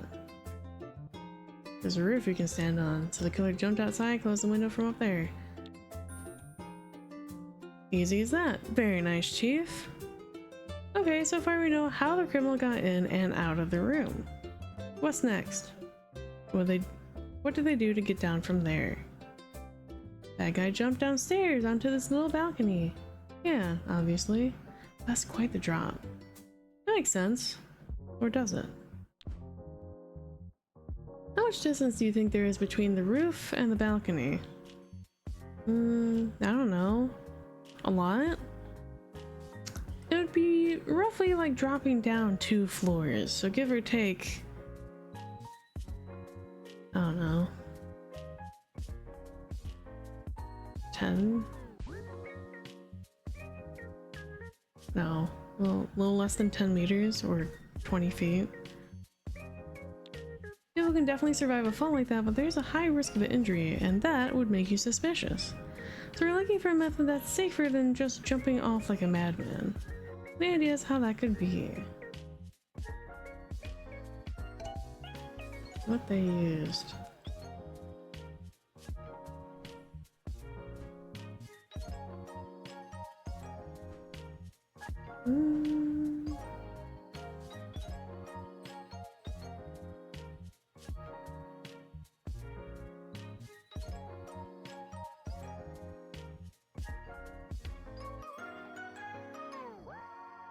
I mean, from what I can tell, it doesn't look like any of the curtains are missing.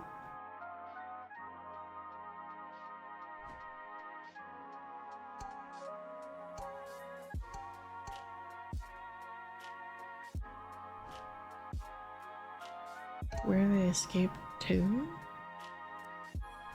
Well, they escaped to here, so that doesn't make sense. So what did they use to escape? The only thing I can like make sense of is like the curtain.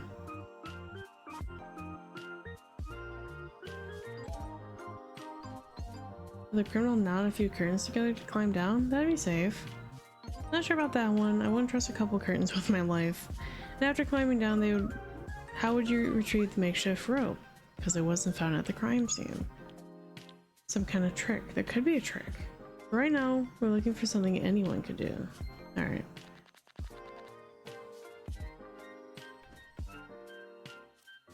So how to get from here,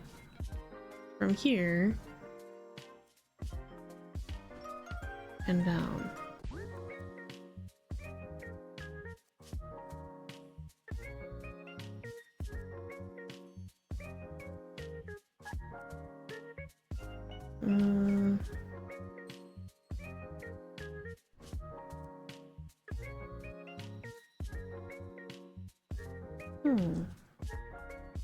Skill, just the baddest servant ever.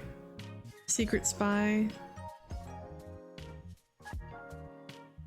That is a good question. How did they abscond from point A to point B without just like jumping and, you know, breaking their legs?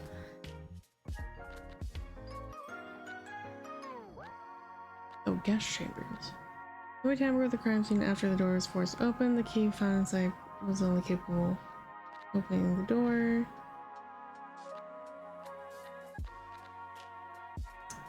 Oh god. If ragdoll would, oh my god, ragdolling, just like freeform fall, that would've been so funny.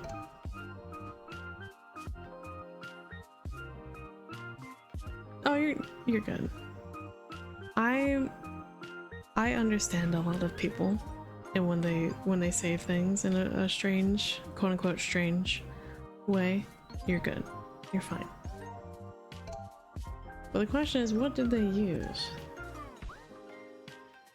Like, no way that they could have just like scaled the tower, because that doesn't make sense. Nothing in this room was tampered with, so they couldn't have used any curtains or blankets or whatever else. And like, unless they had previously pushed a bed out to like soften their fall, that probably would have been really obvious. You know what?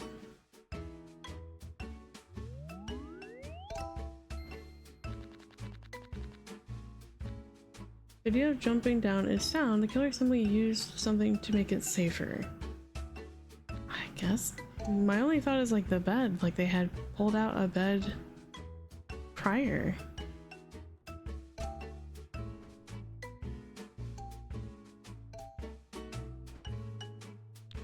I know the answer. It's true that the evildoer could hurt themselves jumping down the roof, but now something was there to cushion their fall. Something they had prepared beforehand. What could it be? Why, it's terribly simple. The bed downstairs. Yeah, that was like my only thought of like, if nothing was moved from the princess's room, then like this would be like the only other answer. The criminal took the mattress and put them on the balcony both of them were gone, before going to the princess's room. That way they had a place to jump to without getting hurt. Excellent, good going. And that's it, that concludes the trick. There's not a lot of information available for this particular case, but here's what people think happened. There was a power struggle within the royal family, and a few members wanted the princess out of the picture. That night, the murderer entered an unused guest room and placed the mattresses on the balcony. Then they snuck into the princess's bedroom while she was gone. The princess, after having a meeting with her aunt, returned to her room along with her other guards. When she arrived, she locked the door, unaware that her assailant was hiding inside. And while she was sleeping, she was attacked. After killing the victim, the criminal needed to escape. They jumped from the window onto the roof before dropping down to the balcony below, where a couple of well-placed mattresses cushioned their fall. And with no evidence left behind, they simply snuck back into their room. And thinking they'd get away with it, they slept through the night like a baby. Okay. We got a B. Oh. Damn. Well, we know the answers now. I hope you're watching me from heaven, sister. I did it. I solved it. Hey, Dad, this was fun. Can we do more mysteries and castles and stuff, please? Ugh, you never get tired, do you? Oh, what do you mean? A thing where you pretend you're a real detective or something. Stop doing that. Why? Because it's stupid. It's for little kids. It's not stupid, it's cool. Why are you even here if you don't want to play? I'm not here to play. I'm here to study. I'm going to be a real detective someday. Ugh. So this is like school to you? Wow, that's so boring. Shut up. If you're not gonna take this seriously, just leave already. We don't need you. Yeah, but the thing is, I don't wanna. Why do you have to ruin everything? You don't even care. You suck. Bo, buddy, hold on. Oh, there he goes. It's so annoying when we play detectives. Oh, I know. What if we do the next one without telling him? Wow, alright. Let's have a little chat, Cherry. You two need to make up. This is getting ridiculous. No, but Bo just left. You want to talk to him, right? Nice try. You heard me. Aww. Now, these guys are fucking annoying, huh?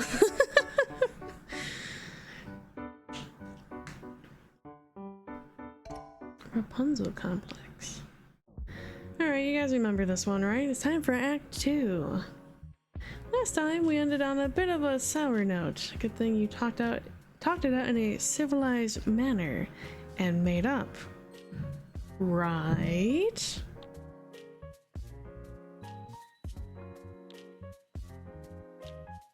Yeah, I didn't think so. Oh hey, the balconies are gone. Yeah, I did remove them. Let me explain. I actually simplified a few things from the real mystery. It wouldn't have been too hard otherwise. It would have been too hard otherwise. Really? You did that for Shay, right? Dad, I could have solved it anyway. Don't take it as me doubting you too. I just thought it would be better to do it like this. So let's go over what the tower actually looked like. First, in the previous version of the tower, I said the guest rooms had balconies. But in reality, they just had regular windows. That means you can't jump down, right? Correct. The other night, we said the killer escaped by jumping down from the roof. But with no balconies, that wouldn't quite work. Whee! Okay. I get it. Let's start activating detective mode. Hold on. Don't go activating anything yet. There's something else that's different. Take a quick look at the crime scene. See if you can spot anything new.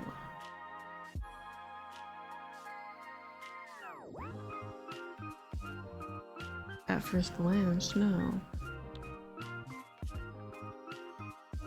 Oh yeah, there's something on the window. Oh, just out of sight line, of course. What is that? I should have brought my magnifying glass. It's a bolt. If you slide that little metal bar, it locks the window. Now the reason I'm bringing this up is because when the servants broke into the room and discovered the body, it wasn't only the door that was locked. The window was bolted shut too. Okay. Let me spoil you that the killer entered the room exactly like we talked about last time.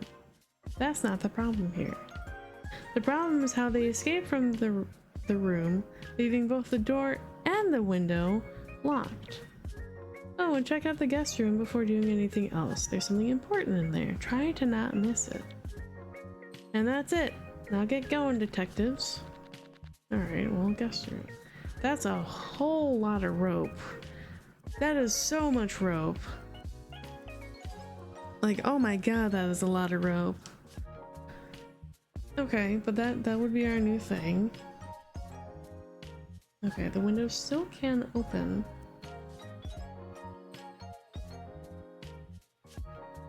But the window was bolted shut and the door was locked.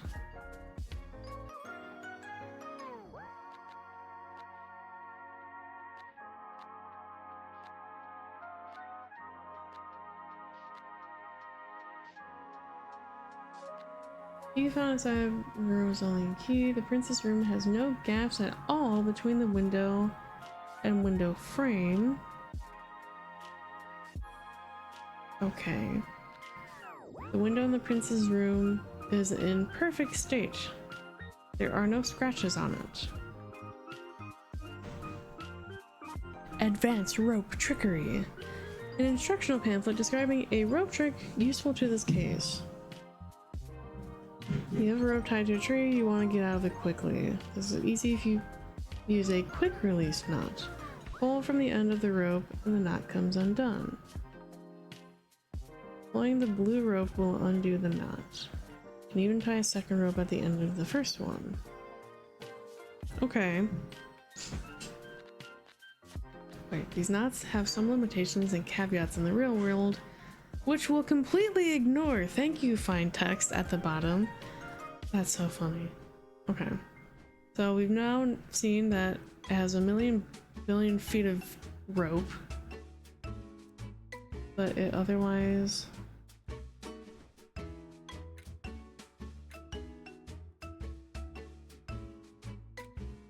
Okay.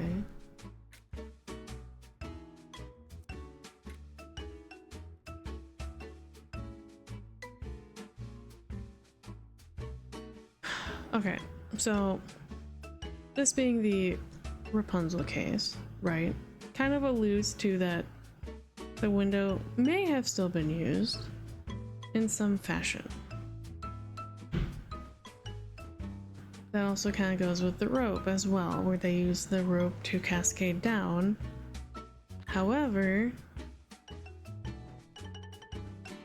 like, yes, they could have had this window open to go back in, but this window was not tampered with. Faith, hi!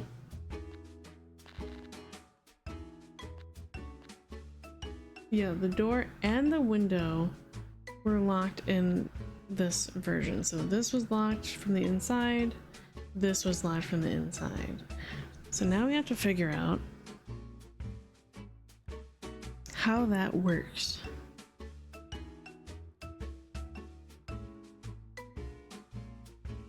We already established that either the perpetrator was already in here or that the princess had willingly let them in and then locked the door behind them.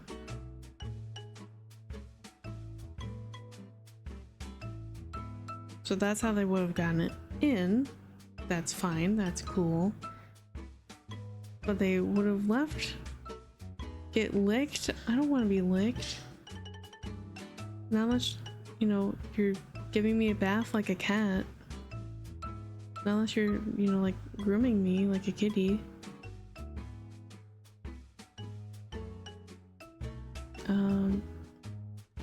In the last version, they left through the window, which would make sense. However, in this version, the window now has a lock, and it was locked when everyone came in the room to see that the princess was dead.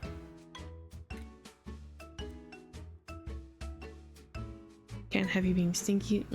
No stinky.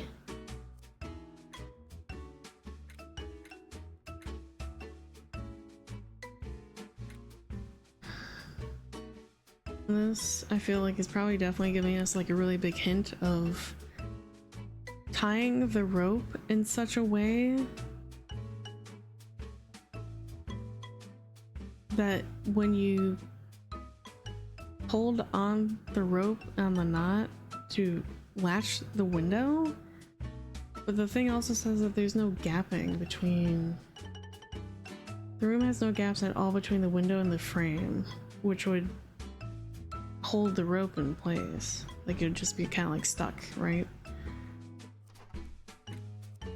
That doesn't make sense either.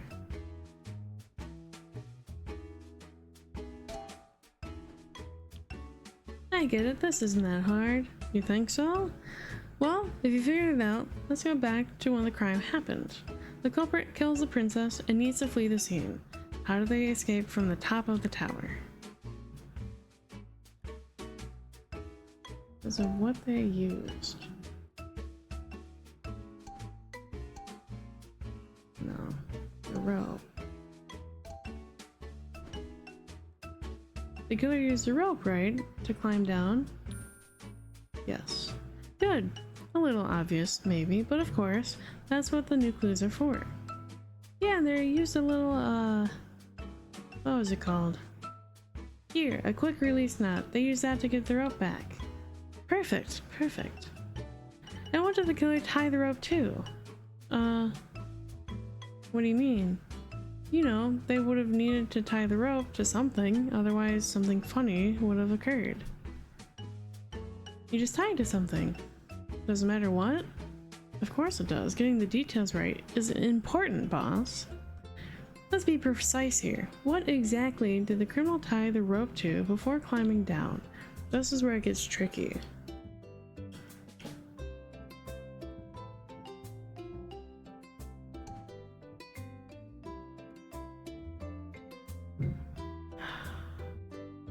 Because this window was closed and locked.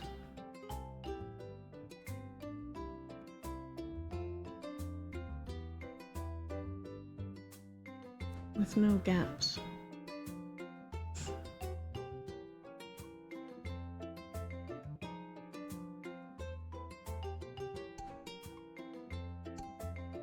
I want to say the window.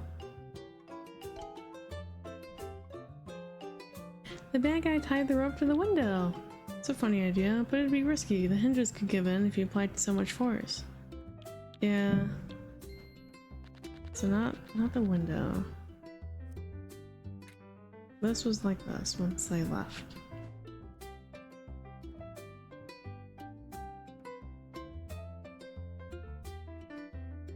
Ooh, excuse me.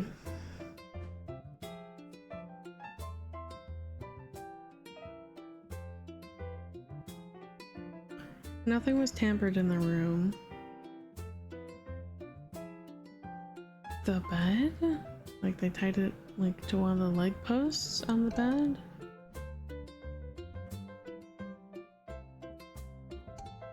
It's like the only other thing I can think of. Dinner's ready, thank you.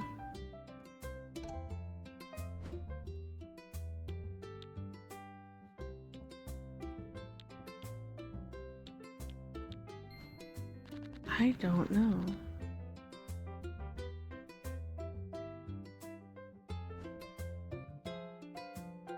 We're restarting it. We're cheating. We're restarting it. Sorry about that. So we do have the first question right, which is they use the rope. Now the question is, what did they use to abscond out of the window? Or like, how did they do it?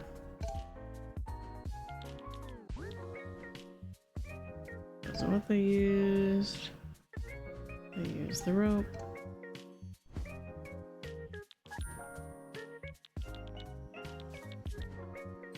But what did they tie it to? That's the real question. Tie the rope to the opposite door? This is the hard part, is that both the window and the door were locked by the time that people had burst open into the room to find the princess dead. And there's no gaps between the window and the window frame.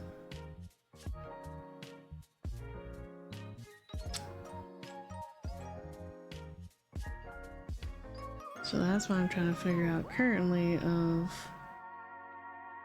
how... what could they have tied it to? Because they also had to take the rope with them. There wasn't anything left behind in the crime scene.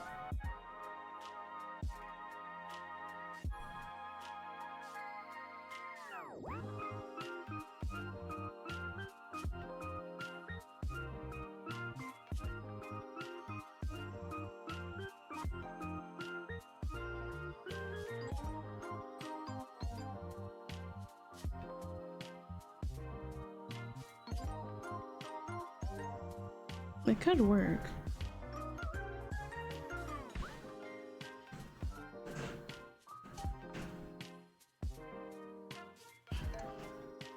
We'll try the door. Killer tied the rope to the door. That would hold their weight for sure. Okay, they tied the rope to the handle, yeah, and then they climb down and use a second rope to get it back. Oh, slow down there, hotshot. Let's go step by step. When we rush our deductions, we start making mistakes. Picture it in your head. The criminal ties the rope to the door. What do they do immediately after that? I did try the window already. They go to... No, well, they tie a second rope to the first one, right? To undo the knot later. Good. And then the killer grabs both ropes and jumps through the window to get to the roof. And then they climb down using the rope tied to the door. Keep going. The criminal gets inside the guest room. Below through the window. It could have been opened from the start. It could have been opened from the start. But once they're inside, all that's left to do is remove the rope. So they pull from the second rope, which undoes the knot from the rope to the handle, and they just keep pulling till they retrieve both ropes. Nice going, boss. Very well explained. However, remember that the killer had to leave the room in the exact same state the servants found it in. Huh? But they got the ropes back, right? That part's fine. Think about the sequence you just told me, and see if you didn't forget about anything. The window would be left open. Well, I wasn't concerned about the lock just yet, but the real trouble is that the window would have been wide open. You tie another rope to the window and pull, that would work. You won't be able to close the window if you wrap something around it. Even if somehow did manage to close it, there's a chance the rope would have got stuck. Okay. So we did already try the window, and like the explanation said, the window is like air sealed super tight, so that is not a possible way of getting out. I go sleep, good night.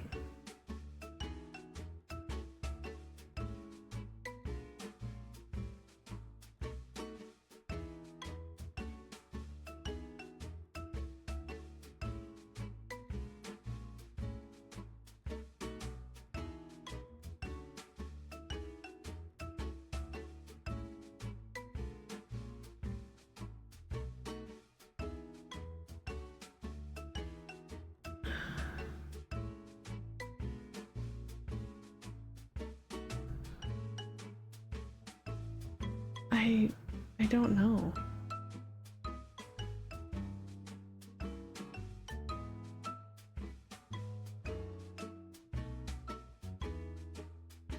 I don't think it would have to. I don't think anything inside the room would be able to.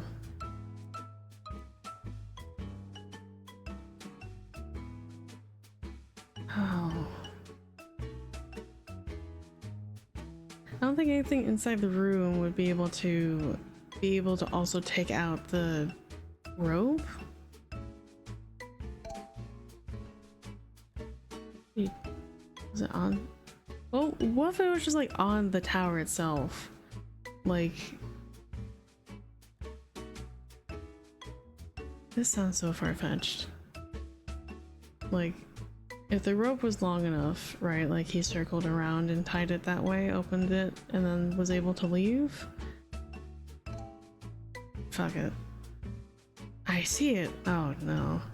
What was right in front of us all along? The truth. Shay, cut it out, I'm thinking. If I can't figure it out, what chance do you have? Yes, my dear bosun, I can see you carefully investigating the crime scene, but you're failing to notice that if the rope was tied to something inside the room, then the villain wouldn't have been able to close the window.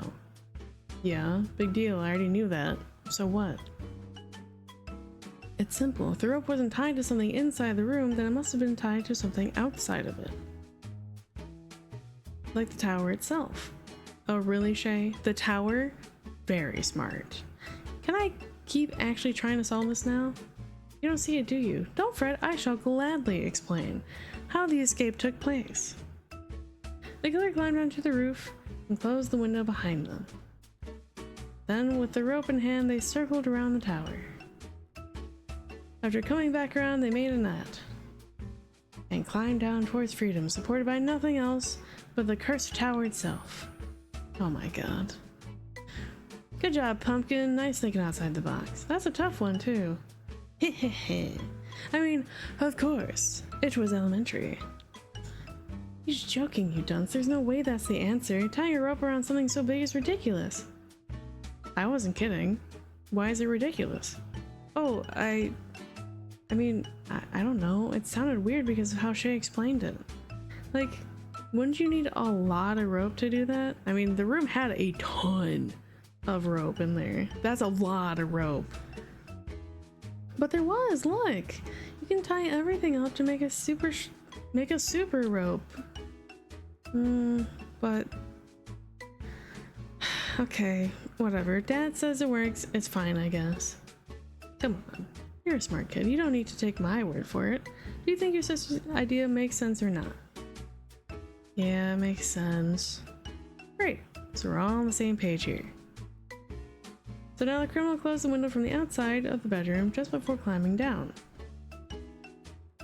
But they wouldn't be able to lock it since the bolt is on the inside. So the next question is, how exactly did the killer bolt the window? Magnets.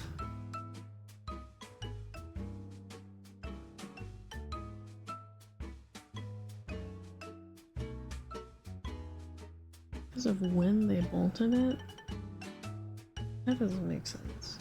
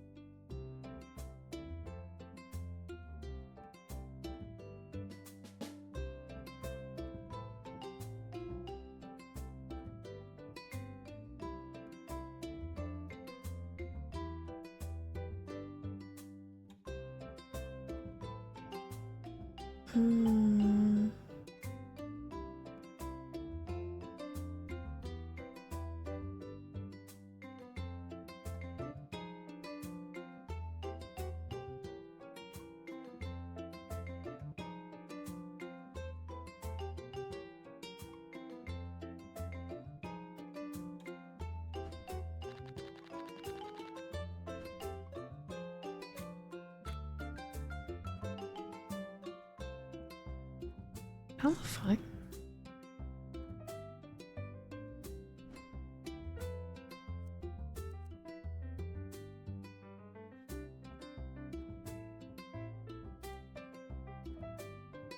Plant. How did the killer bolt the window? Because it's impossible to do it from the outside unless you had an external mechanism, such as a magnet, if that was even possible. Or some sort of internal thing.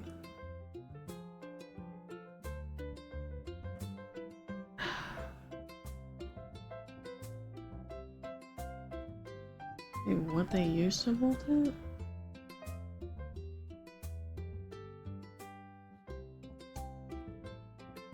Not the carpet. They used the bolt to bolt the window. Clearly, obviously that's the answer. No. When they bolted it? I don't think it'd be something like that either. I don't think it's a time frame. I think it's a what? I think it's they use something. But I don't know what the something is.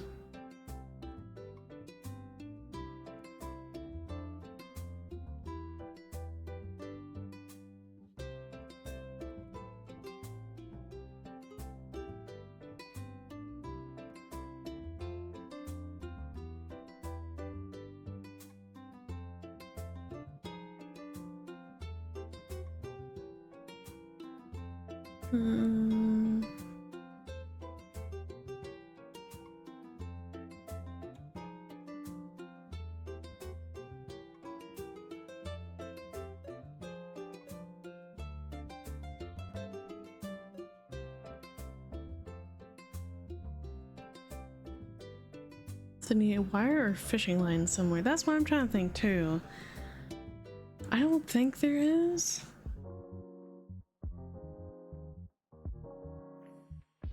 It's like, this is kind of like what it is. Like, I can't really zoom into anything. Oh, well, oh, wait. Oh, there's thread. Hold on. Like actual thread. They used... Oh, they used thread to bolt it. Maybe? That would be like... Yeah. Because then they can access the thread from... Oh god. It'd have to be like through the keyhole, like outside the room. Once the player left the bedroom, accessing the bolt seems impossible. Unless of course they locked it from far away, which could be easily done with a gentle pull of a thread. A thread? The string went from the lock thingy through the keyhole because this door was locked. And out the room. After the bad guy climbed down, they merely returned the room from outside. And with a simple pull of the thread, they bolted the window shut. And using the secret rope arts, they recovered the thread from the seam. The thread is just a tiny rope after all, and thus the ruse was complete. Is that right? It sure is. Very nice, Pumpkin. You got it. Nice. Good catch. Good catch. Just doing my job, sir. What? She's right again? No way. Yes way. Bow down, bozo. Ace detective coming through. Gah. What's going on? No, wait, that doesn't make sense. Why not? To lock the window, you have to push the bolt to the side. If you pull from the door, you're pulling the wrong way. You can't lock the window like that. Oh, that's it? Yeah, that means you're wrong. Not really, though. No, he's got a point. Pulling the bolt away from the window doesn't quite lock it. I don't get it. Isn't it easy to make it work away anyway? Love the confidence. Alright, I'm all ears, Cherry. How did the criminal manage to slide the bolt sideways? Oh god. How did the killer slide the bolt laterally to lock the window with a string?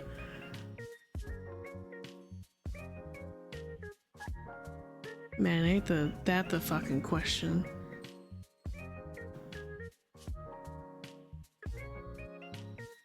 Yeah, because if you're pulling the clock... Oh, you're thinking that like they like maneuvered it through like the grandfather clock, like through the pendulum? Or just like the clock as a general? Wrap the string around the clock, then to the door. Oh, it's like point A, point B, point C. Okay.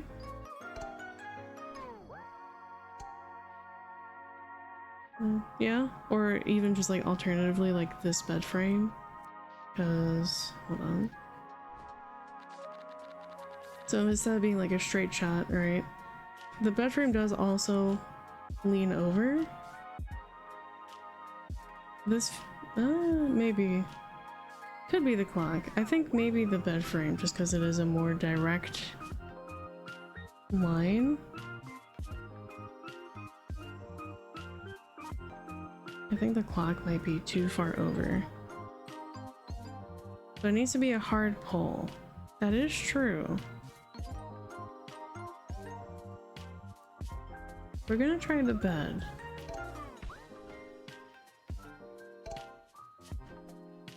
We're gonna try the bed. And if it's not the bed... Oh, well, okay. Technically, we're both right. Because this is going behind the clock and behind the bed.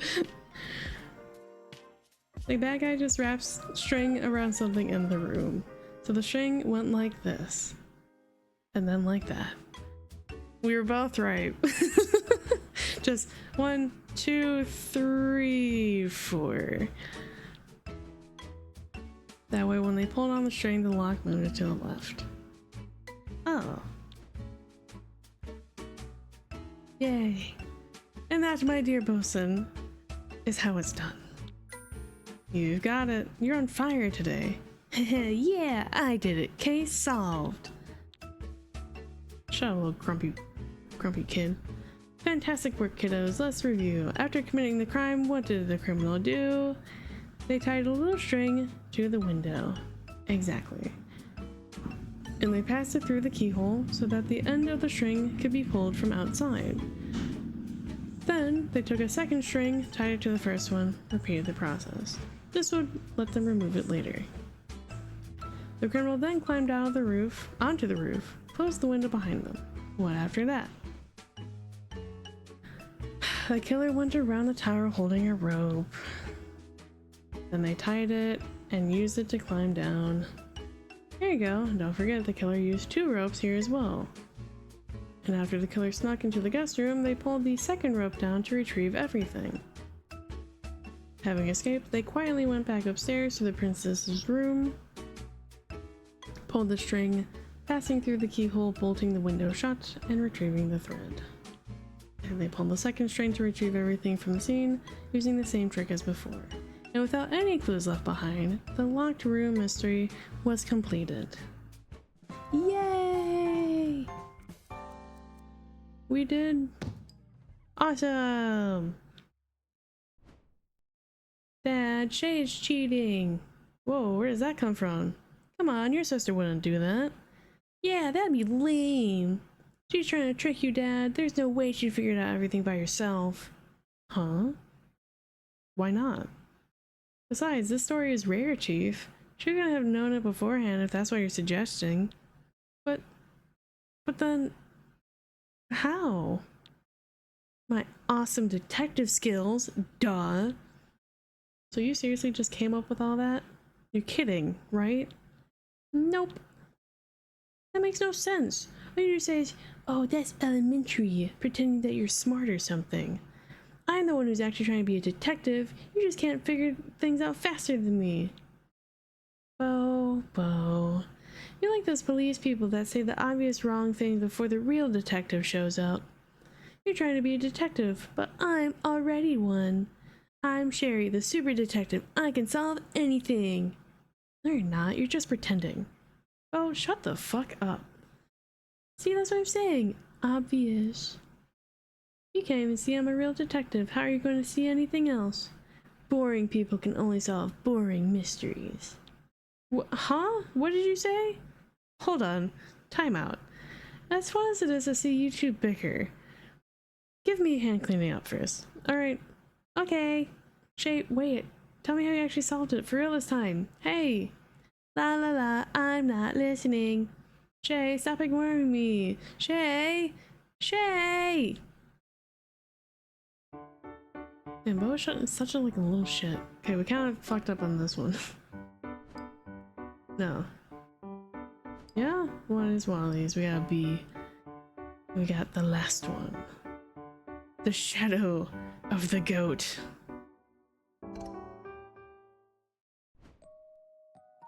This story took place during a masquerade ball. The host was a man donning a leopard mask. Oh no, this is immediately a story I recognize. Leopard opened the doors of his castle and welcomed a myriad of guests that filled the main hall. While the evening started on a pleasant note, trouble started brewing around a man wearing a goat mask.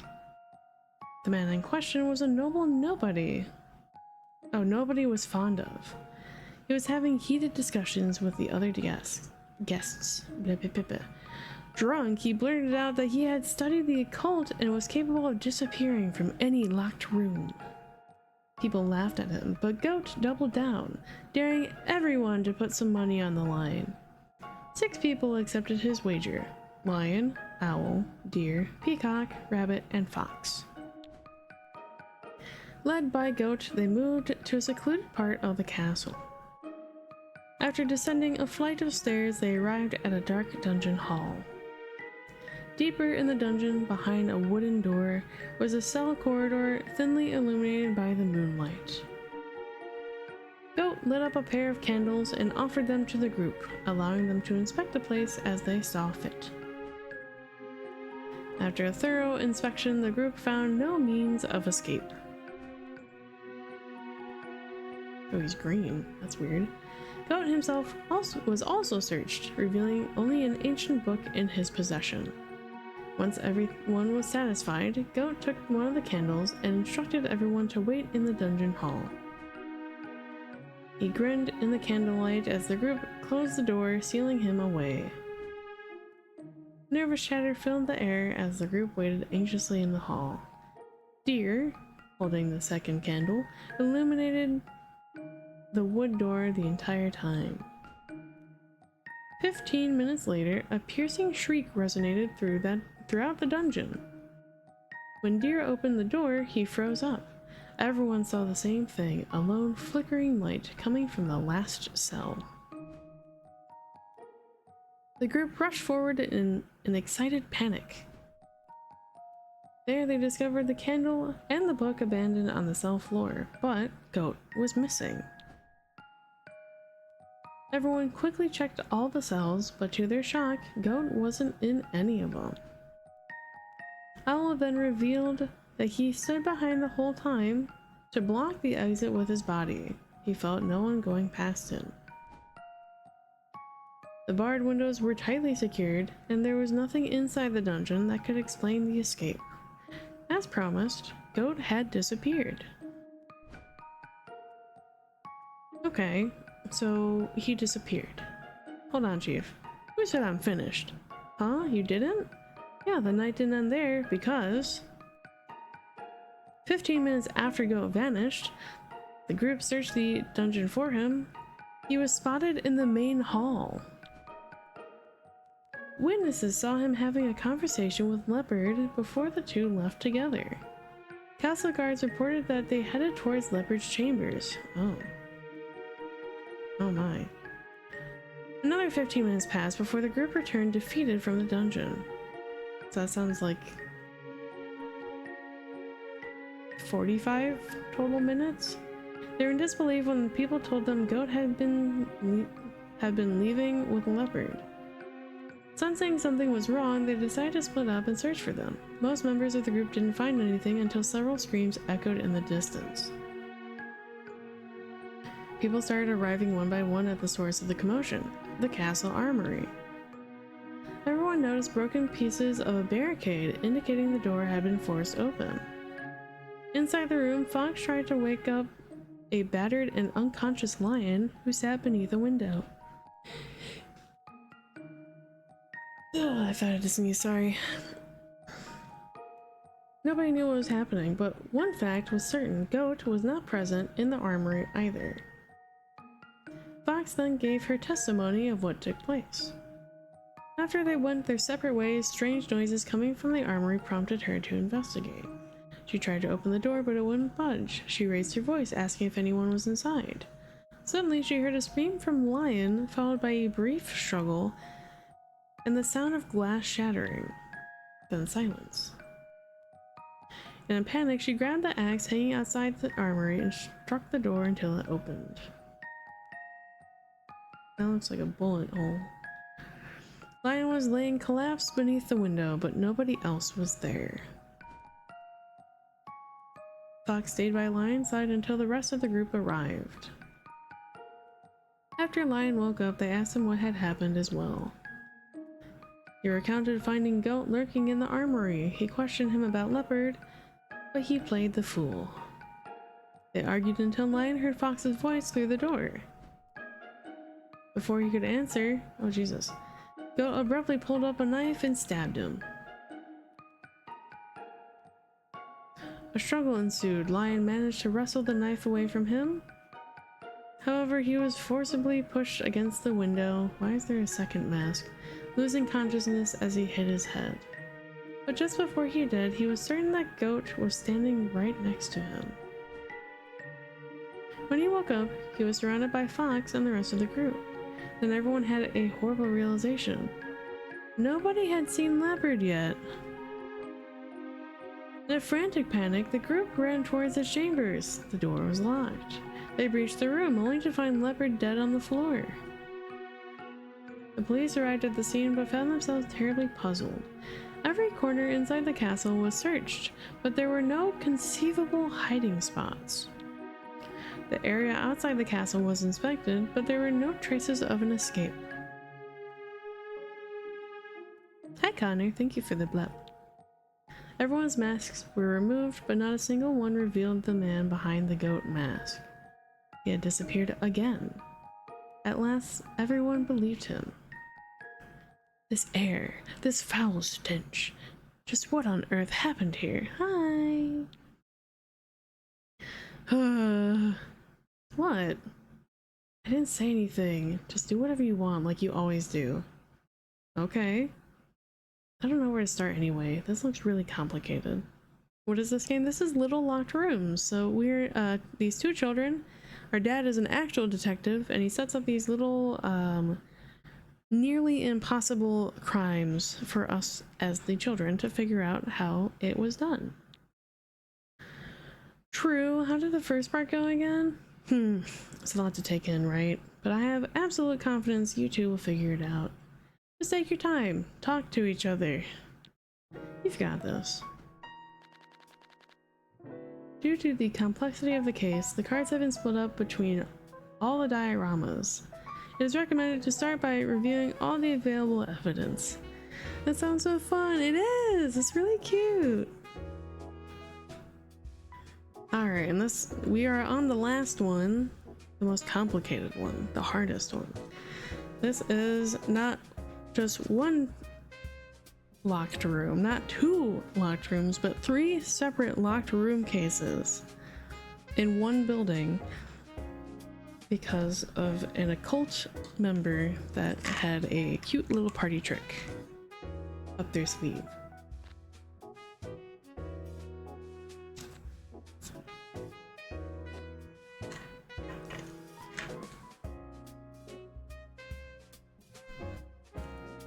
Yeah. Let's see. Oh. Group photo of the people involved in the case. Okay, so we have... I can't hold it there. So from left to right, we have leopard, lion, owl, fox, deer, rabbit, owl, and goat. Goat, which is the green one right by my ear here, is the one that is the perpetrator and the claimed occult member that is able to escape any locked room. Guards outside the castle watched over the bridge and reported that no one had left. There was no footprints or traces in the dirt surrounding the castle. Everyone had access to the castle rooftop. Goat's mask was unique. There aren't any duplicates. Goat is a master at faking other people's voices. Oh, that's weird. Goat had one accomplice that night. Yeah, so we already know who it is. It's the question being, how was it able to get pulled off? So we already know that Goat is our perpetrator. The question being, dang, I was gonna put it on the purple mask. Oh no. Oh, Peacock. Peacock is the blue. I apologize. Anyway, we already know the Goat is the perpetrator. The question being, how did he disappear multiple times in the castle? So how did he get from outside of the dungeon, which is in here, completely out? Like, there was no escape routes, there was no digging under. These little windows are super secured. How did he get out? And then from there, he got back to the masquerade. I'm going to assume that's Leopard's room. He somehow got here and attacked Lion, but only Lion was found and we had to break the door open. And then finally, Leopard was found alone in his room with the door locked. It's always the purple guy, except this time. So the question now being is, how did he do his trick? How was he able to go around the courtyard and around the castle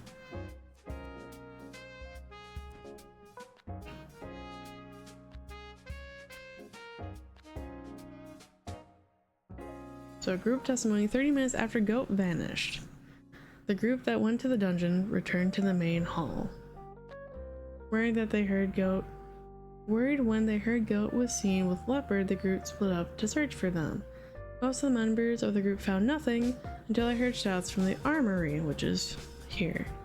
Teleportation!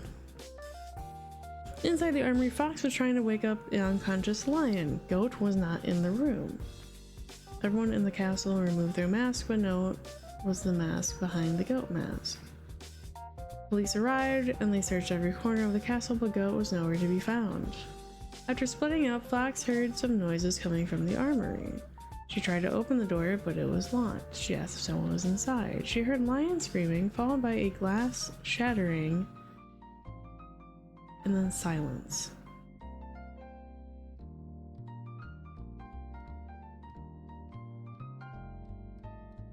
I have an idea on how like this particularly went down, but it wouldn't explain how he left the dungeon, the downstairs, in the first place. Let's see. Actually, the lion found Goat in the armory and questioned about Leopard. They both heard Fox's voice. My thought is that second lion outfit, I'm thinking something similar, or they like swapped masks, because what we do know, Goat's mask was unique and there weren't any duplicates, but to say that lions or foxes or leopards were not is in the question. Goat is also a master of faking other people's voices. So my thought, though this is not the question that we're on, it could be that lion and Goat swapped places and Goat had stabbed himself, mimicking lion's voice, and then fabricated this story of being found in the armory, so that in reality Goat had gone and killed Leopard. But the question that we're on is, how was Goat able to disappear in the first place? But we can confirm that he did have one accomplice. So I think that covers the accomplice portion of things. Ow. Sorry. Oh, my earring.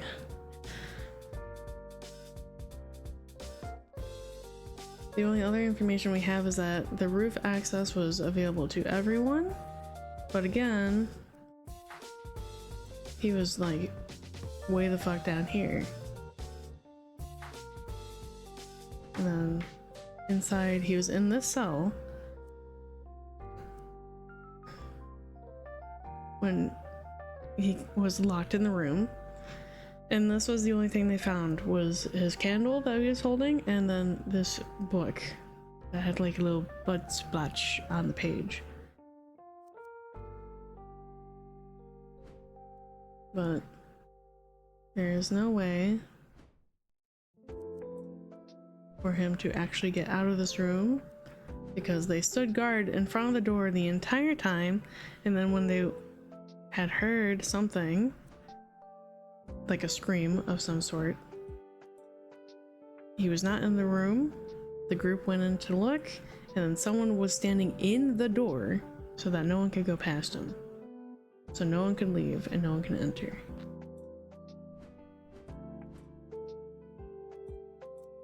After that, they heard commotion from somewhere else. They heard the armory commotion. And then after that, they heard a scream. Due to people having seen Goat in the masquerade, talking to Leopard, and then they both, Goat and Leopard, went to Leopard's chambers, and which is why Leopard was, you know, out.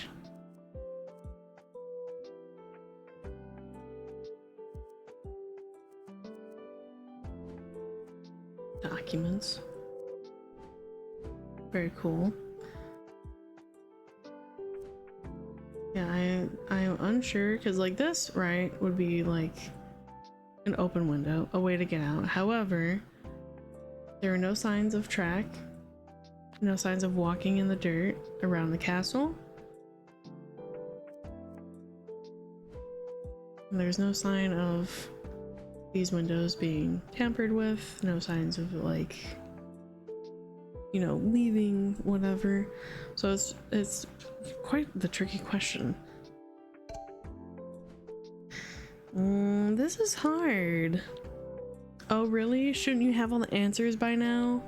Stop saying that. Oh, that's a scary face you're making there.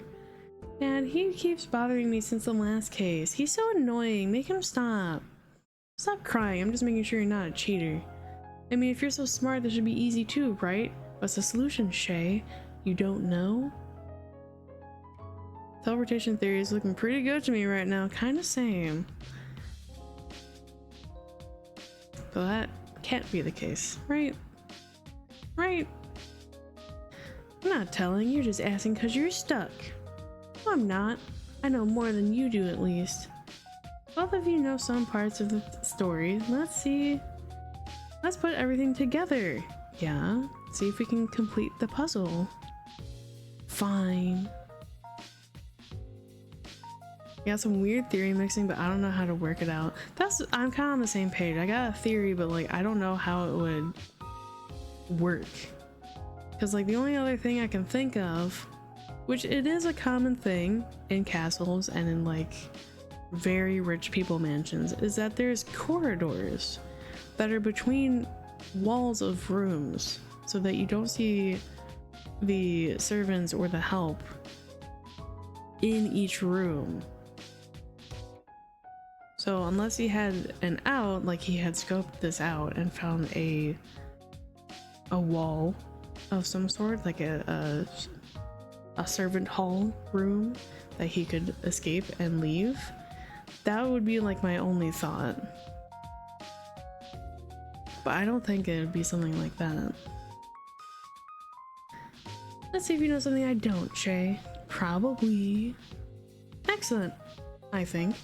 Let's start by understanding how the first disappearance happened. If you recall, Goat was sealed away in the castle's dungeon. So yeah, the whole group was here and they were all standing guard. So it was just him by himself in this section. However, when the group opened the door and checked, he was nowhere to be found. So what's the secret? How did he slip out without anyone noticing? Because of what he used, where he was, who let him out? I don't think this is a thing.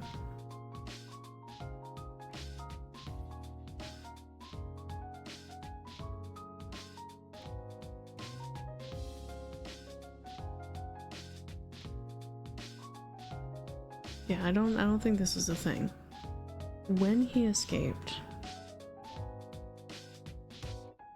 Hear me out? Okay, I'm listening. Oh, okay, that's fine. My thought currently is that we know that Goat can mimic voices.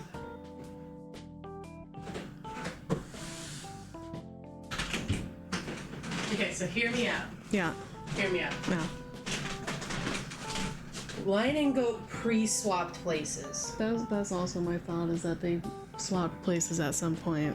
I'm gonna say when the Goat was locked in the dungeon, that was actually Lion. And the Lion out there was actually Goat. So when Lion was in there, he probably stashed the Goat mask somewhere so that when they all came rushing in, he kind of like mingled in. Yeah.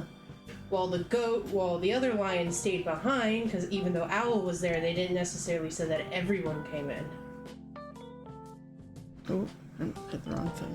So if what he used would be the lion costume. Lion's duplicate clothes. Probably. Yeah, if they had already pre-swapped places. Yeah, because Goat's mask specifically was the only one mentioned that it was not a duplicate. Like, it was very unique. So this could have been a duplicate. I'm sorry, Connor. What if he didn't escape? Yeah, I was thinking that too. There's a lion mask in the armory. I didn't say it because of that. Goat was able to mimic voices, right?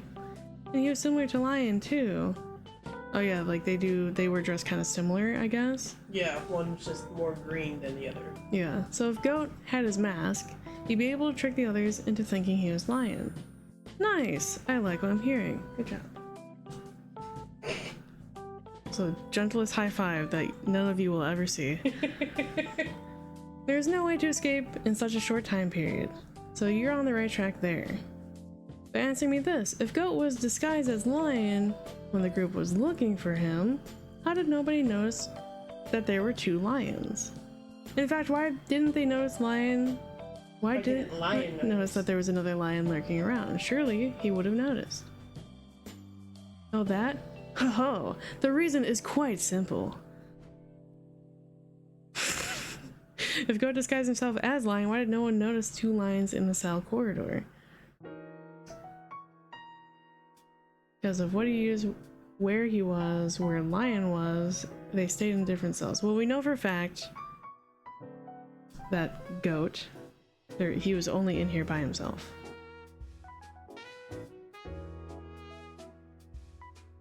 We do know also that Goat had an accomplice. Could have been Owl. That's true. We don't know who the accomplice was. It just says that he had an accomplice. Yeah. Oh, no, well, okay. Cool, that's nice. It heard me. Awesome. It legit heard me, alright. That's cool. The Duke Leopard, oh, very cool.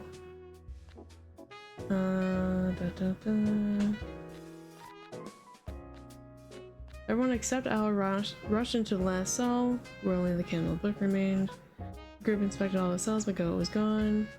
Owl blocked the entry to the cell corridor with his body until the group finished searching. Owl is not the accomplice, he's telling the truth.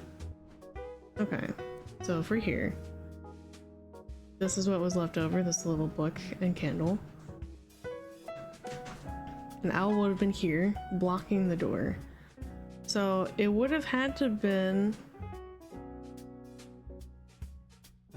between the scream. No, it would have had been before that.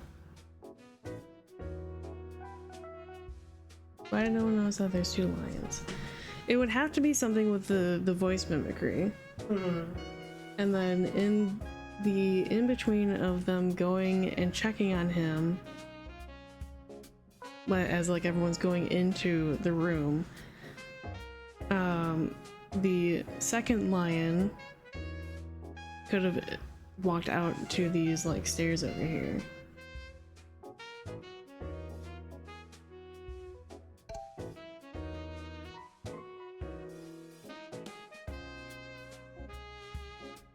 Let's go where the group looked for him. I don't think it was that.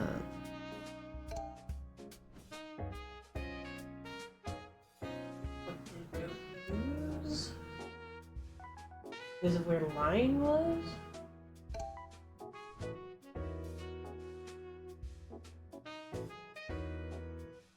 Lion would have been in the last cell. That brings it back to square one of how did someone just leave? Yeah. My thought of if it was that Lion was somewhere else. Let's say Lion's the accomplice in this, right? So if Lion was somewhere else, Lion may have had the goat mask. Mm-hmm. And was the one that was talking to Leopard in the masquerade, and then got, you know, where is it? Leopard to his room. Right. So that could have been the goat, because we do have like a little handkerchief and whatever else. So that means that hypothetically, Lion was somewhere else, which would have been, I guess, the courtyard.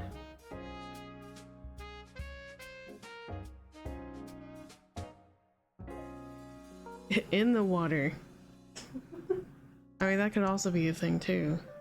Right, but it would have said something about footprints or wet steps, right? Yeah, they said that there were no footprints and there was no, like, no one had So entered or if leave. by the time they're looking for them, Goat was supposedly at the masquerade. By the time they come out, the Goat had gone to Leopard's room. Then by that thing, Lion would have been in Leopard's room?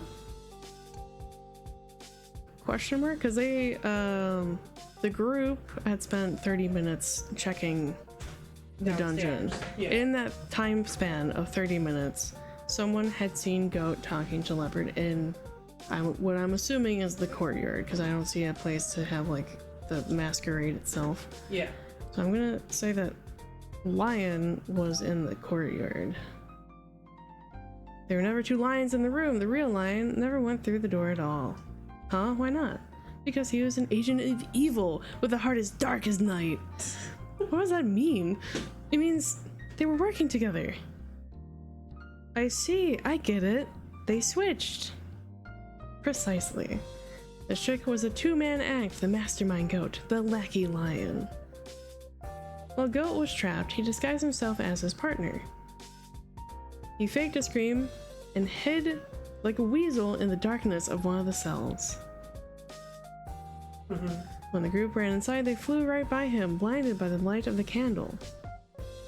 Not noticing that a certain someone had stayed behind, the real Lion, the group entered without him, but nobody realized that because it was dark. And while they were checking, last cell, Goat blended in and took his place. Yeah. Yeah. You guys are crushing it so far.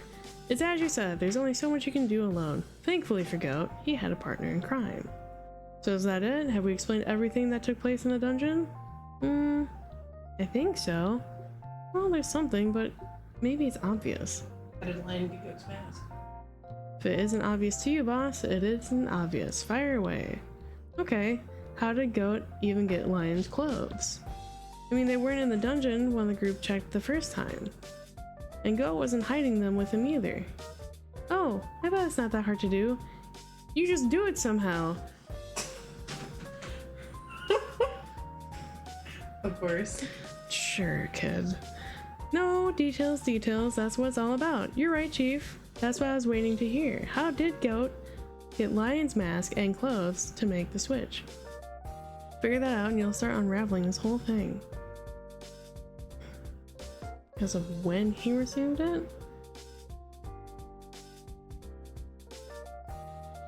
Or what he used? I don't think it was what he used. I think if it's like a whole set of clothes and a mask, of the things on him, because they did search him, and they found nothing on him besides the ancient book. Yeah, his book. That book is too small to hold a whole set of clothes and a mask. Who did he take the candle from? That's a good question.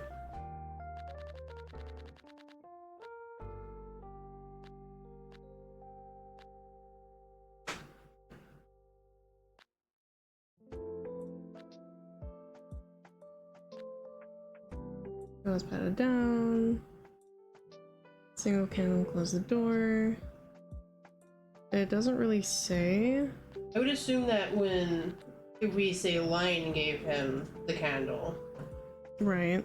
then it could have been easily passed off then. Maybe?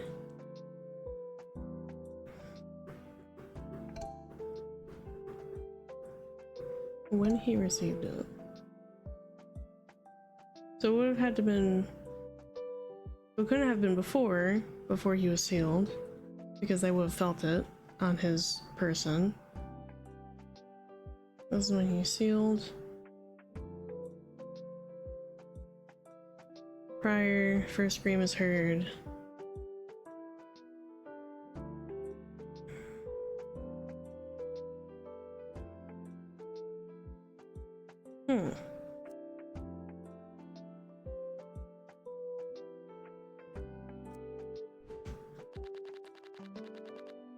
As weird as it is, I think the book does take play into some of that. But like, again, it is a small book. Yeah, how would you hide a mask in it? Right. Because like, if it was like a gigantic, huge, massive book that had like a secret compartment in it, then like, sure, maybe.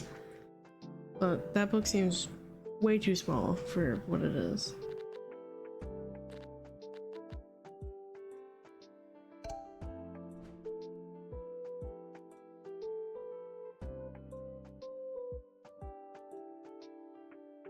I found a cheat sheet, by the way. Oh, did you? But it's in a whole separate language. Oh, It's nice. the only one that I could find. Awesome.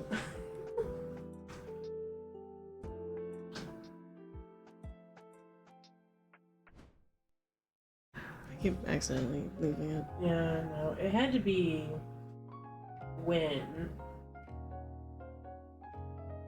I think it does have to be when, but it's not trying to figure out like When. how.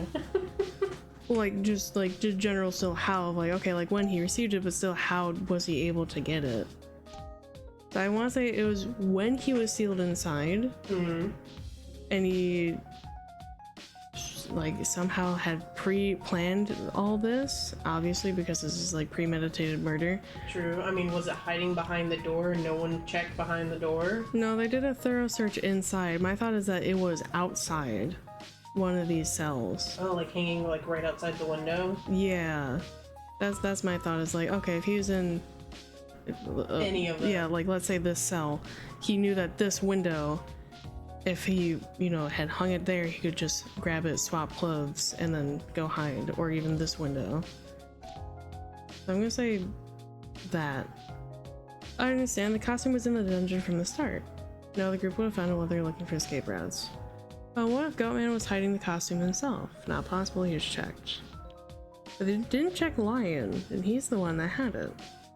And he hid it in one of the cells while everyone was getting out. No one knows because it was dark. But how did no one see him carrying the costume? He wore double masks and double suits.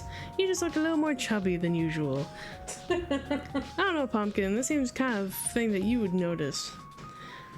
Other thing is, how did Goat get rid of his own clothes because they weren't in the dungeon? Easy, he threw them out the window. Into the moat? I suppose that would work. Then there's the other problem. Goat was seen soon after in the main hall. That wouldn't be possible if the goat mask was floating outside the castle at that moment. Maybe there's another mask on these things we can confirm. There is not a duplicate mask. Pretty good idea, I'm afraid. That's not the answer we're looking for. Reasonable answer, no penalty. Nice.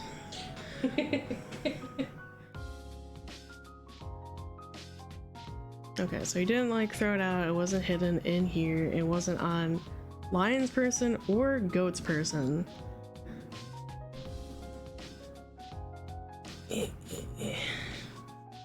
This is where the cheat sheet comes in handy.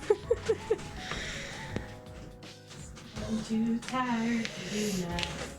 It's not even math. I know. It's problem solving.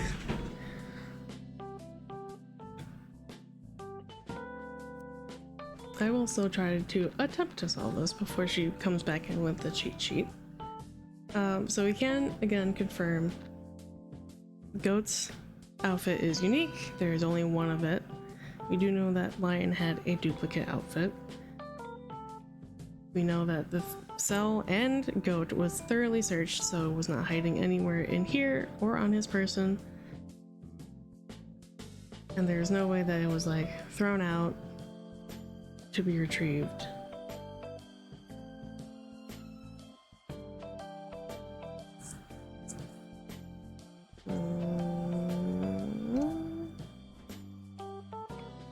What he used.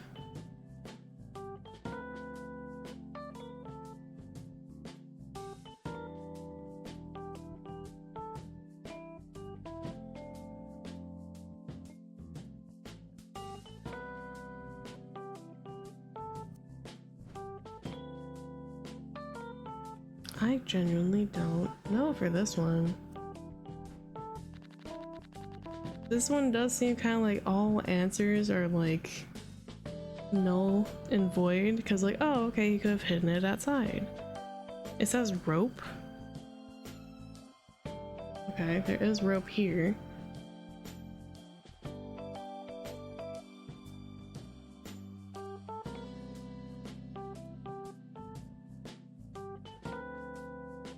He used rope. Yeah, but what? How? This is what he used? Was rope? How does that make sense though?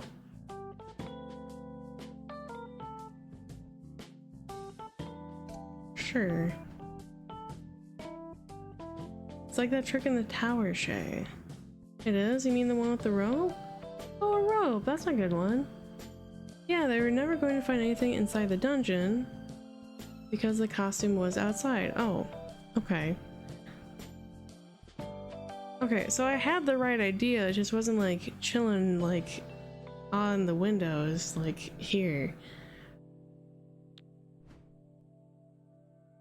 Goat put Lion's costume inside a bag, tied it to a rope, and then dropped it downstairs. The rope dangled right next to one of the prison windows. You just need to stick your hand and you'd be able to reach it. Okay, so I was on the right track of just like how the fuck did it get there? The fog of doubt is clears up, one mystery at a time. That's how the first trick was done, but we're not quite done yet. There's a bunch of stuff that happened after, right? Exactly. Let's back up a bit and focus on what happened right after Goat disappeared inside the dungeon. People saw him again with Leopard. Wait, that's weird. We just said Goat didn't actually escape from the dungeon. Oh, you didn't figure that out yet, bosun? What, you did? Shut up, give me a second. I was guessing... it was Lion in disguise. Right, just like Goat pretended to be Lion, Lion pretended to be Goat. Ding ding. Yeah, I'm gonna wait for Dad to give me the green light here. Oh, she's my substitute. I'm running out of steam here. Give her another go, Cherry. Ding ding ding!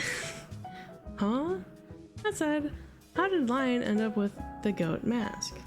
Goat had his mask when he was locked inside the dungeon, so how did Lion manage to obtain it from the outside?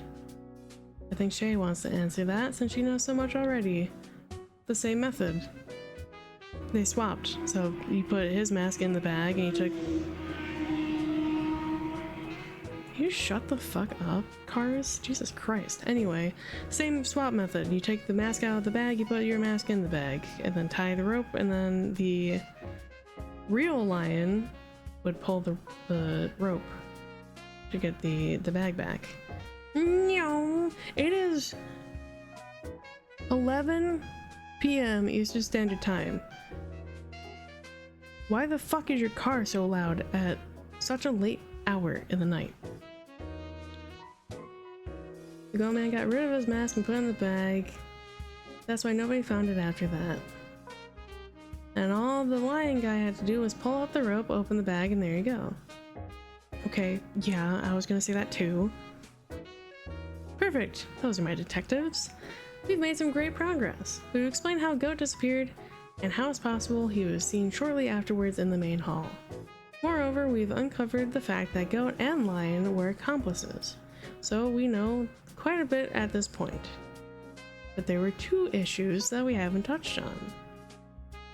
The attacks in Leopard's room and in the armory. What happened in the armory is particularly confusing. Goat disappeared again, and Lion was assaulted. But now we know that Lion and Goat were together. Lion being there doesn't seem like much a coincidence, does it? But it's weird he got stabbed if he was a bad guy as well. Maybe they had a fight. Maybe? Well, that's part of what you gotta figure out. Why don't we take another look at the clues again? Maybe after knowing what happened in the dungeon, you can make some more deductions. You do that, and once you're ready, figure out the truth behind it all. Yeah! Okay, what happened to Leopard's room and in the armory? This, oh, that's the wrong. There we go. This is the armory. So, if we're under the impression that Goat and Lion are still switched, right? So the real Lion has Goat's mask, and the real Goat has Lion's mask. But we do see that there's a duplicate costume. One of two things has now happened. Either that they are still swapped, they got into some sort of argument, and the new lion, or a lion, was stabbed, or someone had stabbed themselves and framed it on, you know, whoever Goat actually is. So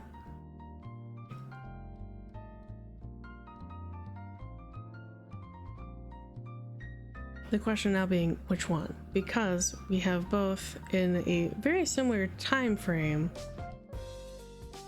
lion being stabbed, but living, he's alive, and then leopard being killed in like a very similar time frame.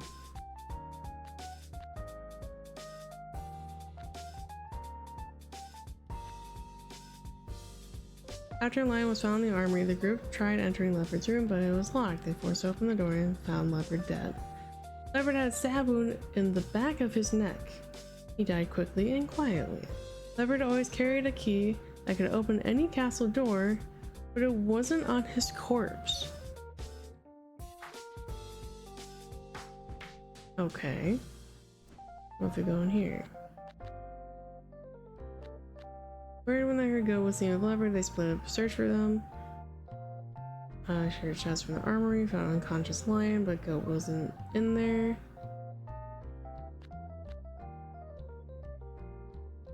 Everyone in the castle removed their mask, but no one was the man behind the Goat mask. So everyone was as they were. So I think that Goat and Lion had met up and switched again, so now they are actually Goat and Lion. Police arrived.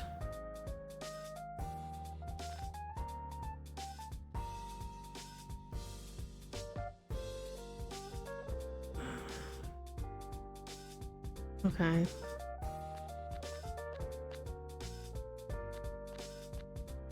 Duplicates of Lion's mask and clothes were found on the table even though he was fully clothed. Lion survived with a deep stab in the shoulder and a concussion on the back of his head.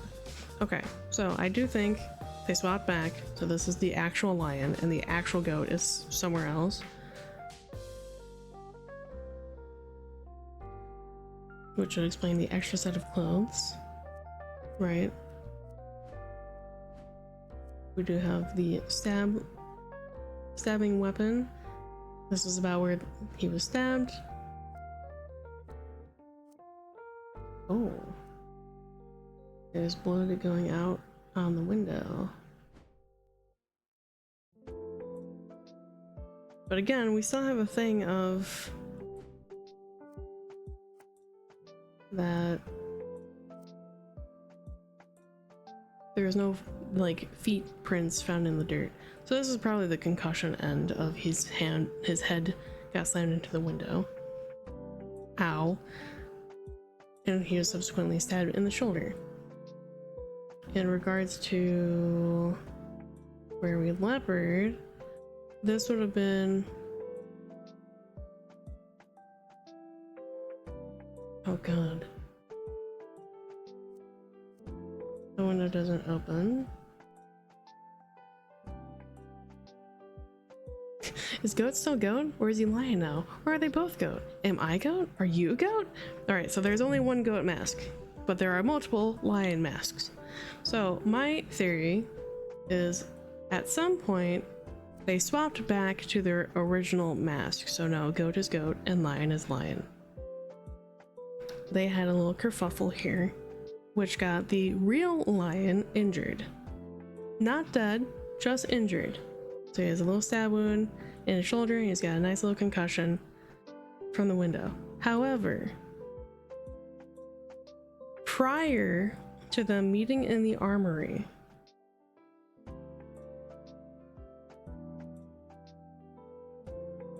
the fake lion, or the fake Goat rather, so the fake Goat, which is the real Lion, could have gone up with Leopard.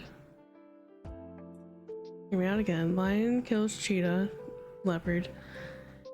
They meet in the armory, switch back. Lion gets stabbed to cause confusion. Goat goes through the window but never touches the ground because he has a special door key and manages to go through another window in a room over.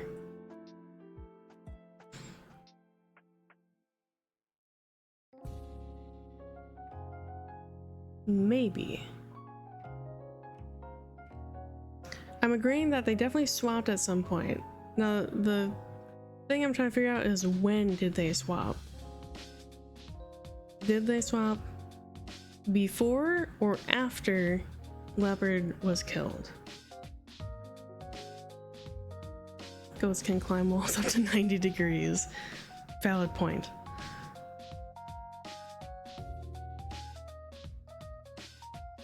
After? Okay, so Leopard was killed, and then after they met to swap. I agree. I think Leopard was killed, then they came in here to swap their costumes back. And then let's see. You know what? They spend 30 minutes in the dungeon, but after the first 15 minutes, Goat, which is Lion, is seen with Leopard. Right.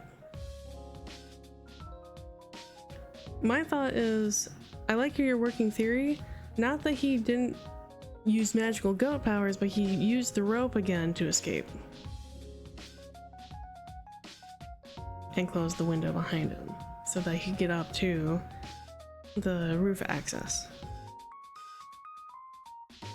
As actual goat.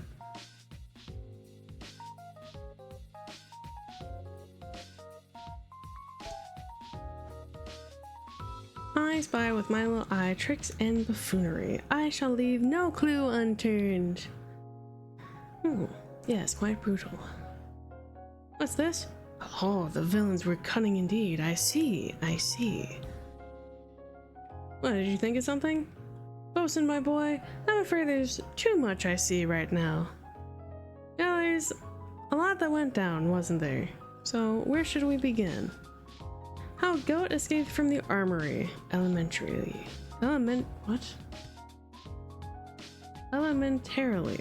Sure. We can start there, yes, but let me give you a hand here. There's something that you might have missed. There's something that's easy to not think about, but will give you a better view of what happened. I wanted you to think about this. Who planned Leopard's murder? Who planned it? Wasn't it Lion and Goat? They were working together, right? We did say that, but Lion testified Goat stabbed him and ran away. Yeah, but... so is this a trick? Is this an actual betrayal? Did everything go as planned, or not exactly? The key to understanding that is asking ourselves why Leopard's murder happened the way that it did. So what do you think? I'll let it simmer for a bit. Who planned Leopard's murder? Oh. Leopard planned Leopard's murder. Goat, Lion, both. Leopard.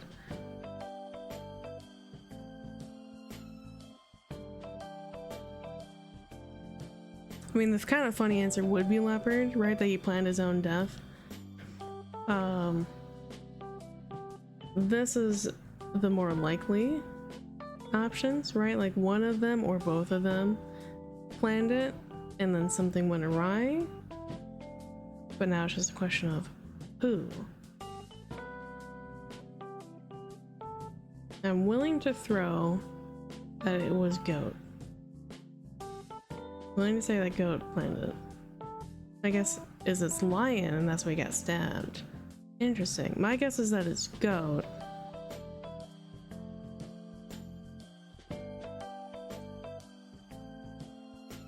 And he only needed Lion temporarily and then tried to get rid of Lion because he was no longer needed.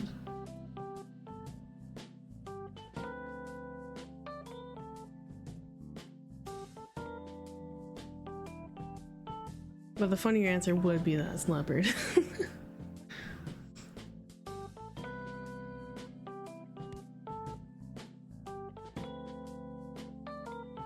is it a trick? Is it an actual betrayal? If it's a trick, yeah, if it's a trick, then it would be both. If it was a betrayal, that would be goat betraying lion or lion betraying goat, and that caused the scuffle. Did everything go as planned or not exactly? That brings it back to it can be either or, because if it was only goat and they only needed lion for a short time, something could have happened there. Something could have got either messed up or that was the plan the whole time. So let's get out of here really quick. Cannonball, okay.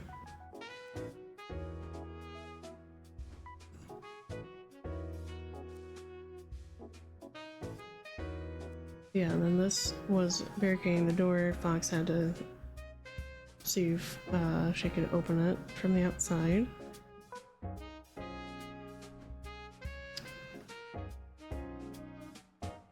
This kind of feels like a shot in the dark.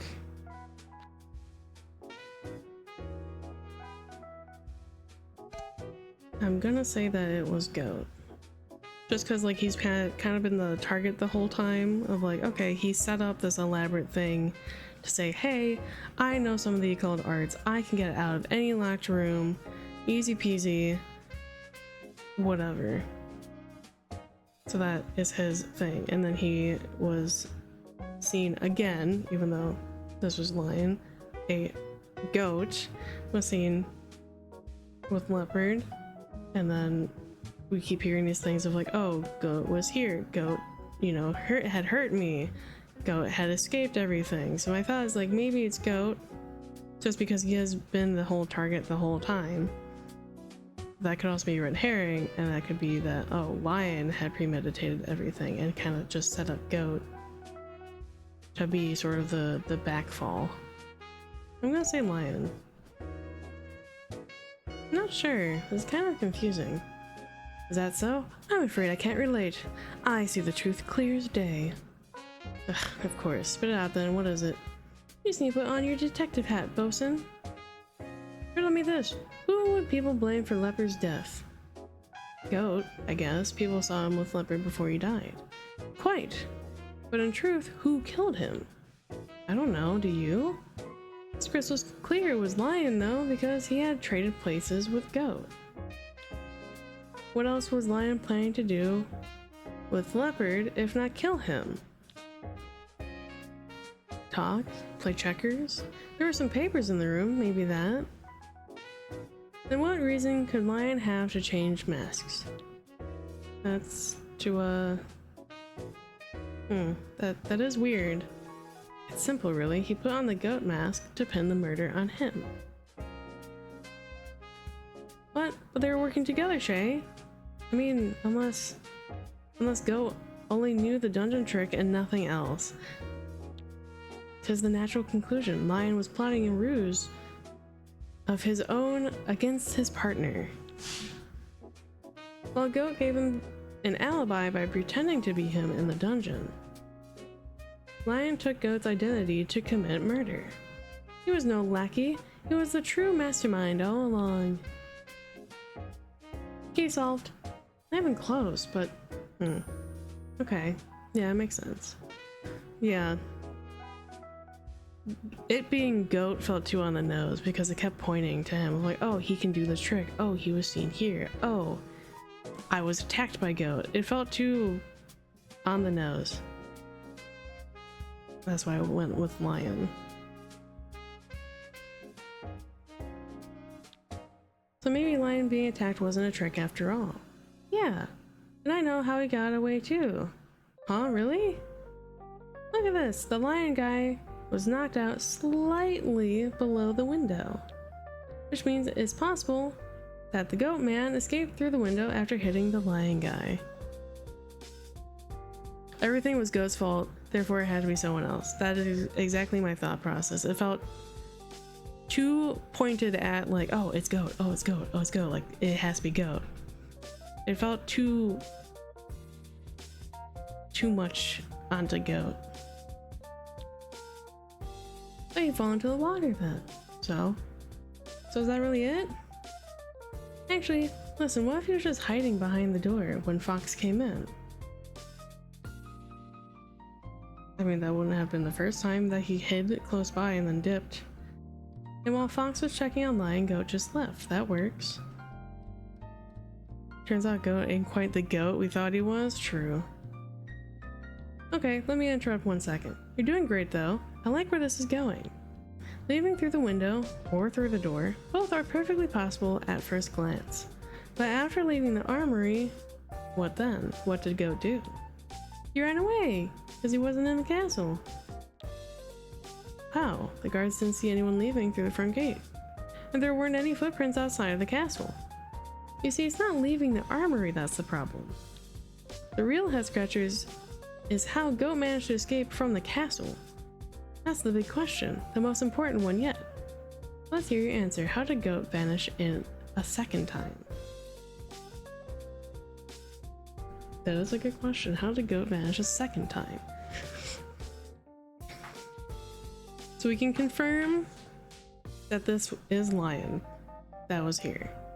The real actual Lion. Because everyone took off their masks, they confirmed that this is his identity.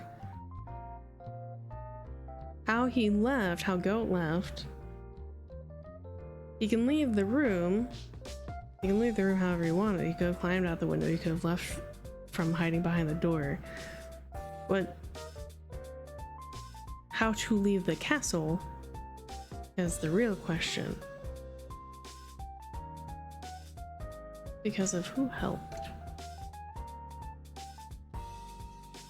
Who helped Goat exit the castle without leaving traces?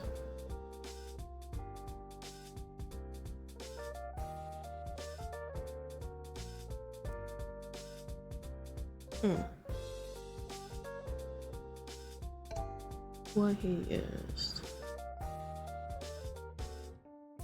I mean, hold on. Let's say, for example, that he had left through the window and had gone through the moat. It'd have to be the door key, right? Because Leopard didn't have it. Lion killed Leopard, so it's natural to assume that he might have taken it to escape, but Goat got it instead. That would make sense. But how would Goat not be caught in the whole search of like the police being there and all these witnesses from the masquerade? So I definitely think that he had gotten assistance, but how he actually left the physical castle would have had to have been some other alternate route. And I'm thinking he probably like jumped in the moat, honestly, and just kind of made his way out to somewhere else.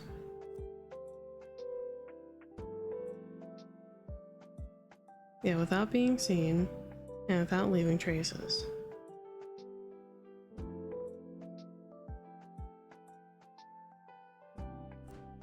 Come back to that hidden corridors again. Took on a new identity. I thought that was gonna give like an option of like, oh, like whose identity it is. Oops. He never escaped, the police just didn't notice it was him. Go used his mastery of deception once again. He disposed of his mask and took on a new identity, just like he had done before. Nope, that's not it. People knew what Goat looked like behind his mask, so they would have recognized him. What if he was pretending to be Lion? He was hurt, and it'd be rude to bother him? What? Wait, what if he was pretending to be Lion, they would never check him. Why? Because he was hurt, and it would be rude to bother him. Sorry to say, Pumpkin. Officers can be rude too. Oh. Well, they shouldn't. Yeah, try again. Alright. Did not mean to do that. I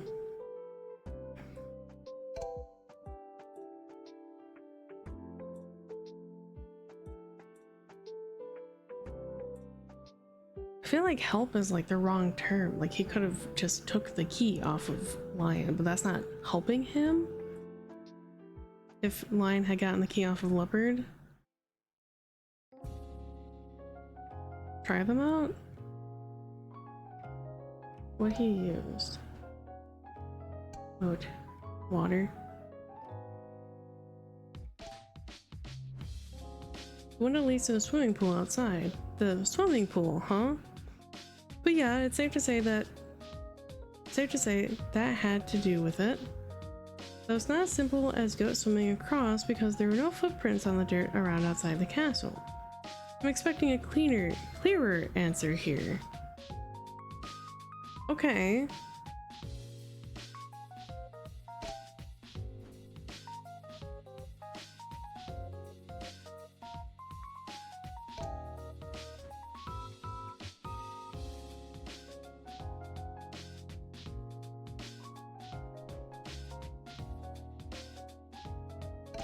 Where he was.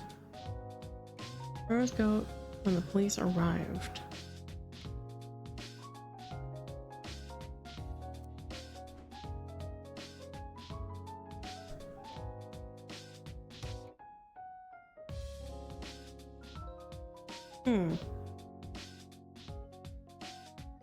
I mean, they didn't penalize us. They just said it was like a partial answer.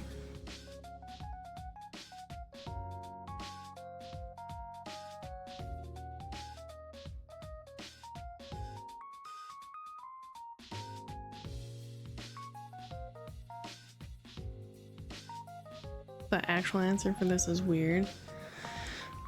That's what I'm feeling, is that this isn't like a cut and dry answer. Is it?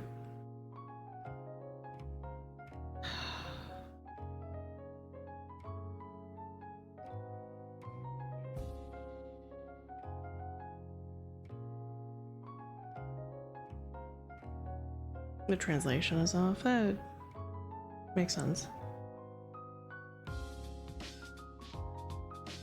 So so I think we've established just based on that he was somewhere. The key lies in the location of the goats.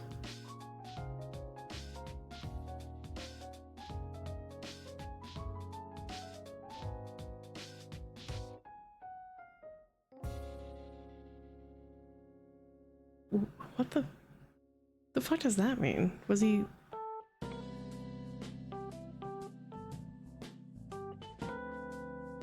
What does that mean?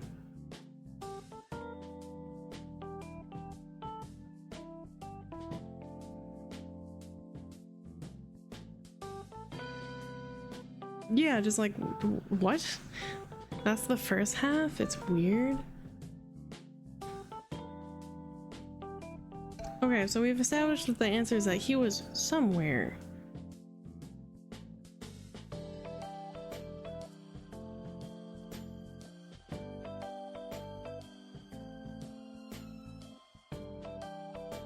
The key lies in the location of the goats?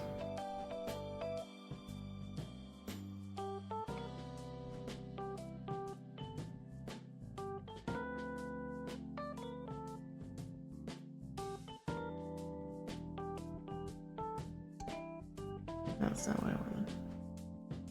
What?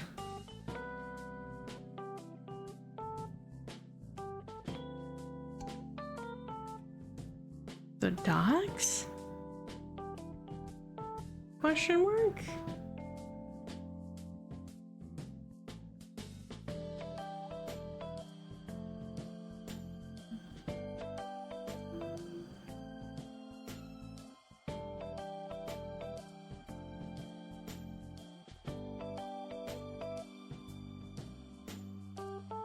On the dock in the water.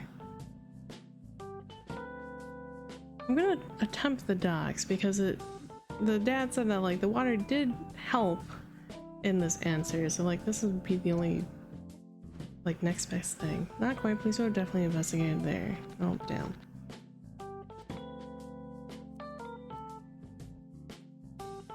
What?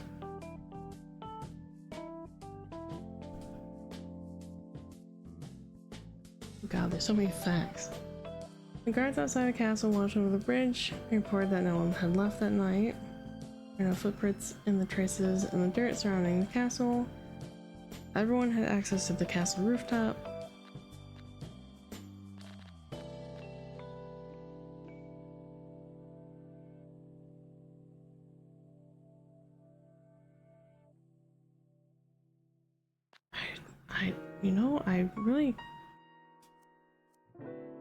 I feel like that hint made it more confusing.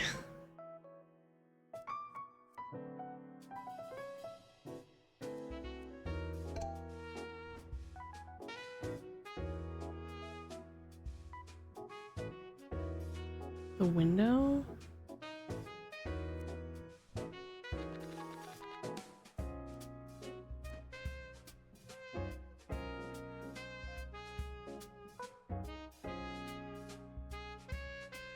Which window?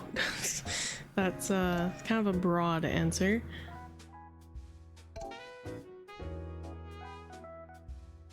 Also that like the window by itself is not a real thing. Hold on. I don't know. Dungeon. That's okay, you're allowed to think out loud. Okay, so we got a partial answer for the water.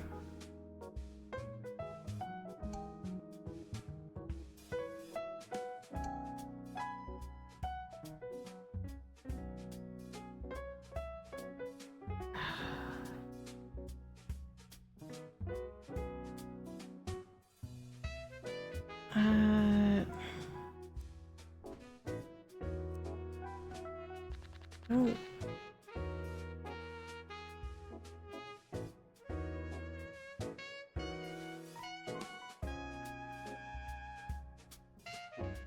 The mo is the second half of the question. I just don't understand the first half.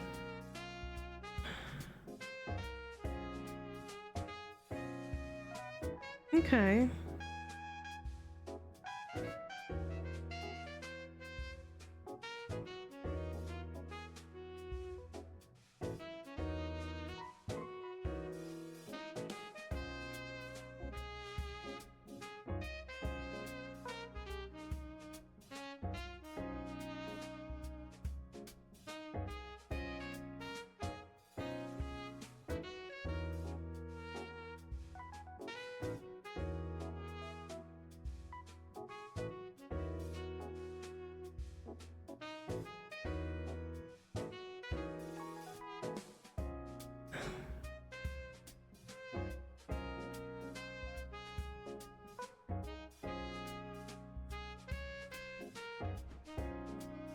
Is that like a separate thing? I feel like it has to be the docks. Like it doesn't make any other sense. If moat is the second half, right? Like how could he access the moat besides either jumping out a window or using a boat? Is it instead of like it's a what he used? Is it this? Not like a where, but a what? I understand, you're right, Shay. Use the window to get out. But use something else too, the boat. Must have left it floating near the armory. And to escape, he hopped onto it and rowed towards the dock. Tied it to the boat again to make it seem like it wasn't used, and then he disappeared. Alright, I like the idea, but how exactly would he disappear? Can you be more specific? Sorry, Dad, what do you mean? Remember, the police didn't find him in the castle. The main gate was guarded the whole time, and there weren't any footprints in the dirt surrounding the castle either. So even if Goa had done what you said, it doesn't ultimately explain how he got away. The trick is something else entirely. Oh, okay. Try again. What? I was so confident in that. Like, I don't understand. Like, he has to leave in some form, and he wasn't found inside the castle. So it makes sense that he was outside the castle.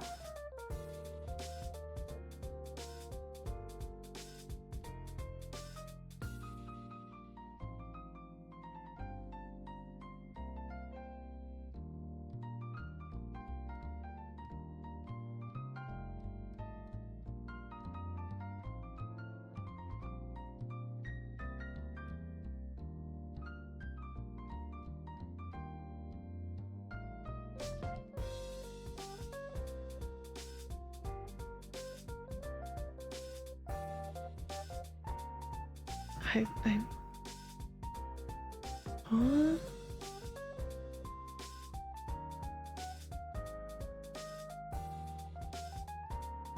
I don't understand.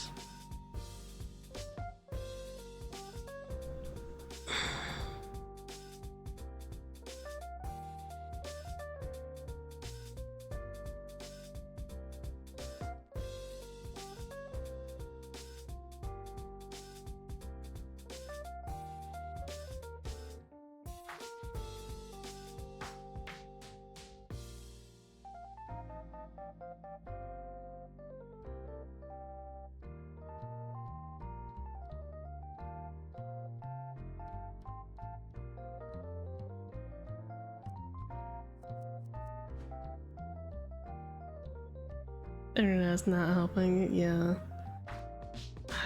What?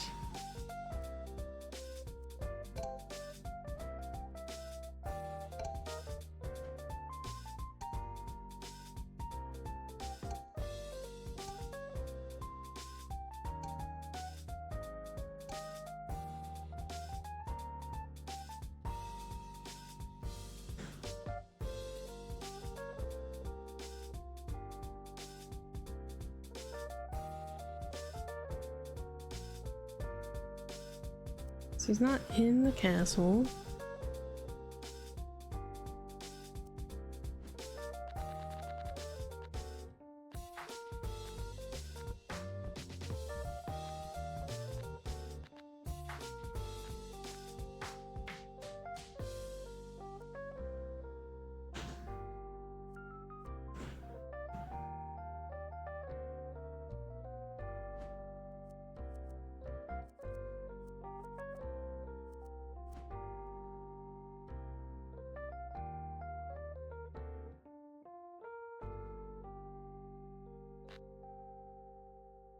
Yeah, I don't understand. So it said the mo was like a partial answer. So how do I make that like the real answer? In the water.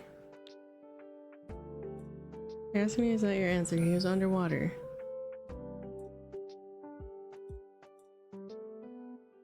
What? What? You need to clarify what you mean for me. What exactly was Goat doing in the moat?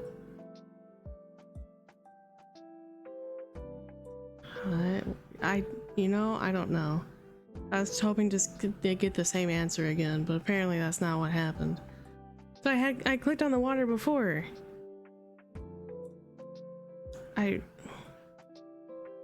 Sure. Why was Goat in the moat?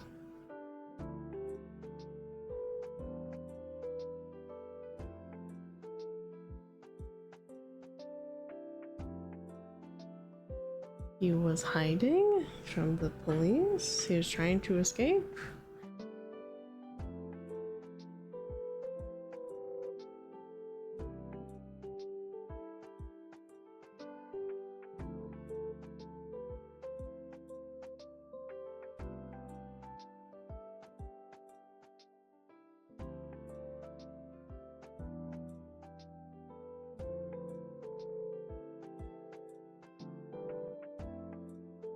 Someone threw him, sounds like he died. Yeah, so I'm like him having an accident or someone throwing him sounds like he would have died.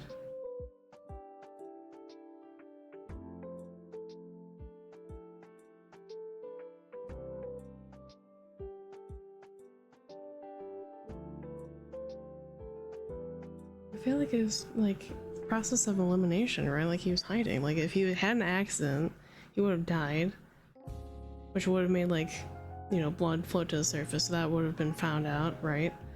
The same for if he was thrown. Like that also just could have been like another thing of like, oh, they were both attacked.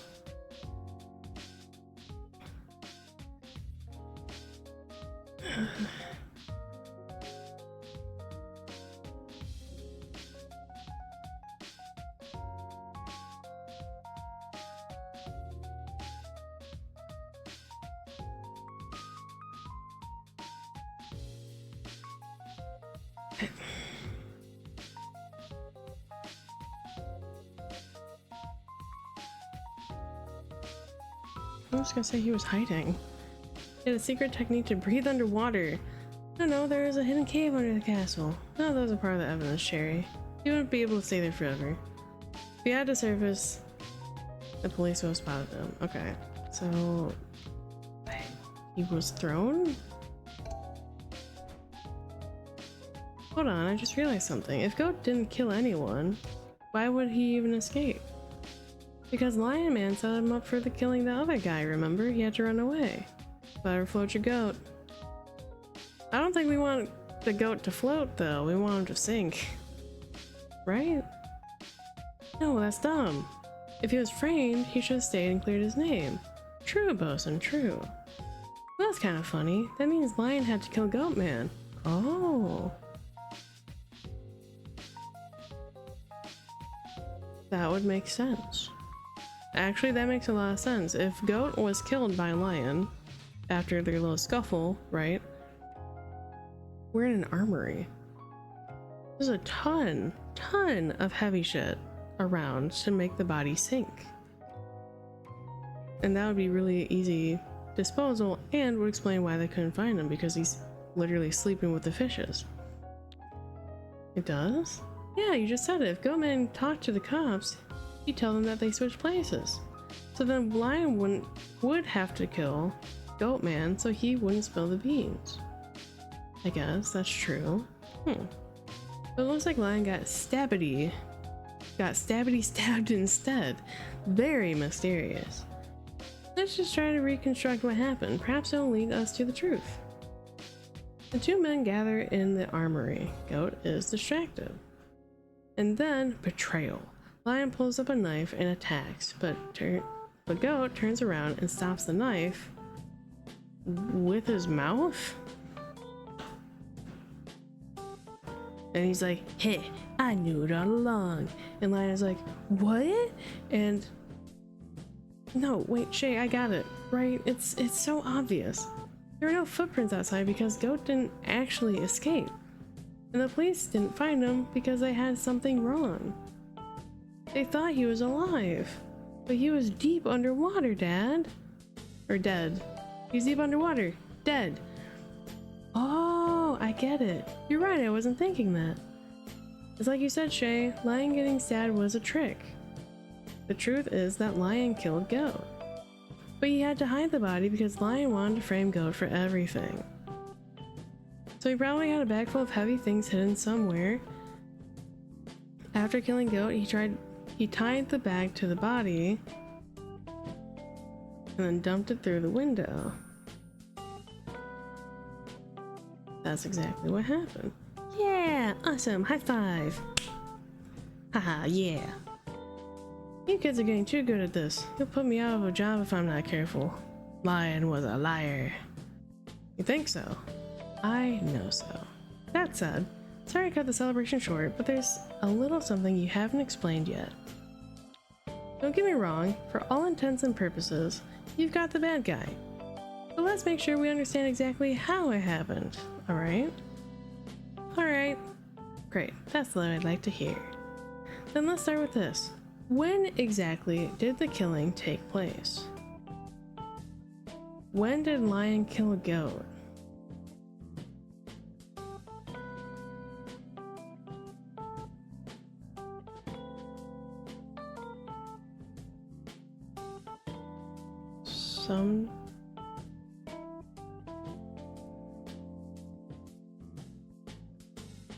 That's a good question, actually. What does that timeline look like? 30 minutes after Goat vanished, the group that went to dungeon to the main hall. That's what I'm thinking, is like right before Fox shows up, or like as she's knocking. Goat was seen with leopard, blah blah blah. Inside the armory, Fox was trying to wake up an unconscious Lion. Goat wasn't in the room. But there's detail to that though.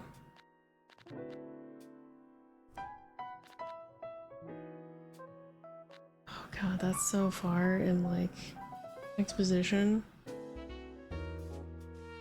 Oh, it doesn't even go that far back. No. Okay, I remember from the beginning, because this was so fucking long ago. When Fox had shown up to the door and saw that it was locked, she heard a scream from inside. Or two screams. She heard something inside, which prompted her to break the door. However, the reason why that they were prompted to come to the armory in the first place was because they heard screams coming from the armory. So I'm gonna say that was after the group splits, but before Fox knocks. I mean, it's one of these. Well, after killing Goat, you need some time to weigh down the body and do everything else. So it must have been before Fox knocked on the door. There we go, exactly. But if that's the case, what part of the crime scene doesn't seem to make sense?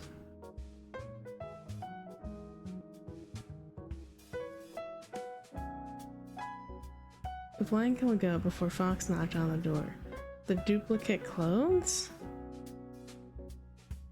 Or the stab wound? I guess the stab wound, right?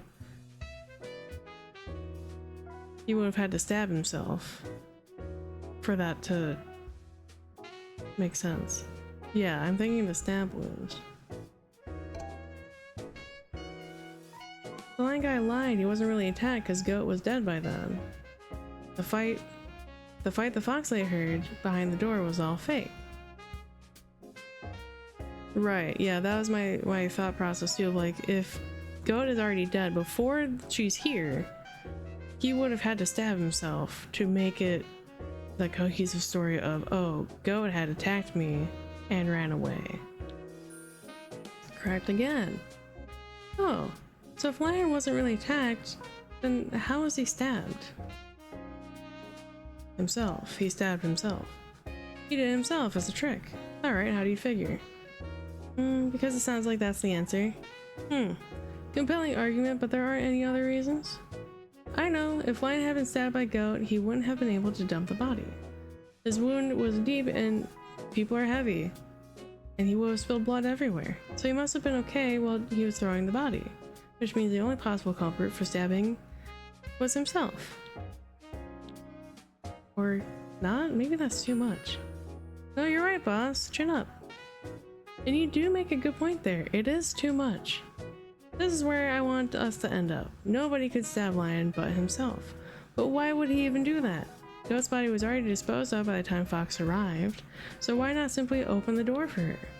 If you think about it, the reason we discovered what happened to Goat was because we investigated the armory, which only occurred because Lion got attacked there. Calling attention to the place where he killed someone minutes before doesn't sound very smart, does it? This means that Lion must have had a strong reason for fabricating the lie. And that's the last riddle of the night. Why did Lion stab himself? I see. There's a mystery remaining. It seems difficult. But if we just think about it, the truth that the treacherous mastermind tried to sink into the ocean will have no choice but to float back to the surface. No choice. Oh, I got it. I got it. It's simple. I know what it is. You do? What is it? Floor is all yours, Pumpkin. Send us off with your answer. Why did Lion stab himself? To make Goat more suspicious. So what forced him to do it? To make him more suspicious. Let's make the Goatman more suspicious and evil. To make him himself the victim. There's some of that, yes, but that's not enough motive. Why didn't Lion just pretend he didn't know anything? He could have avoided an investigation in the armory. Ultimately, it is about shifting blame. You got that right, but there's a very specific reason behind it. Okay. So why did he stab himself? Well, because of what forced him to do it. But what forced him? What made Lion stab himself?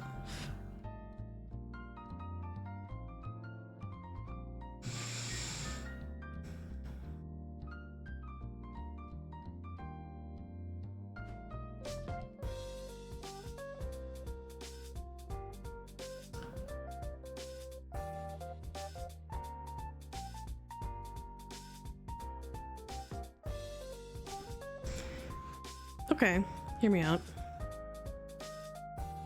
What made Lion stab himself? Leopard's body, more specifically, to cover up that he was not the one to attack Leopard, but Goat was. So by fabricating the lie that Goat had stabbed him would further leave more false proof that Goat had killed Leopard instead of Lion killing Leopard. That is my thought process. Is to further put blame onto Goat for a killing by attacking him.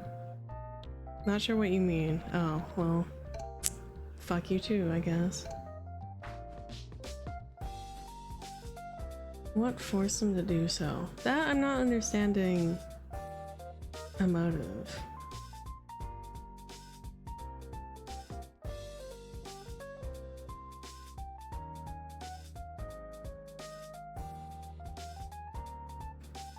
Ryan got blood on himself in the room.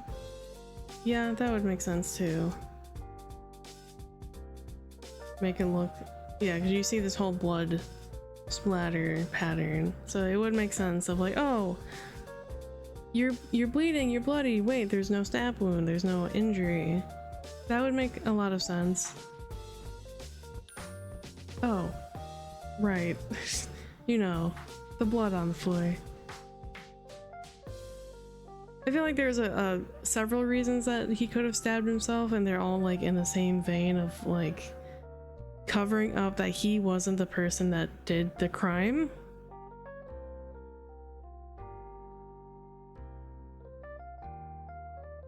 But you know, it all ends up being kind of the same line of thought. They just wanted to make this more specific.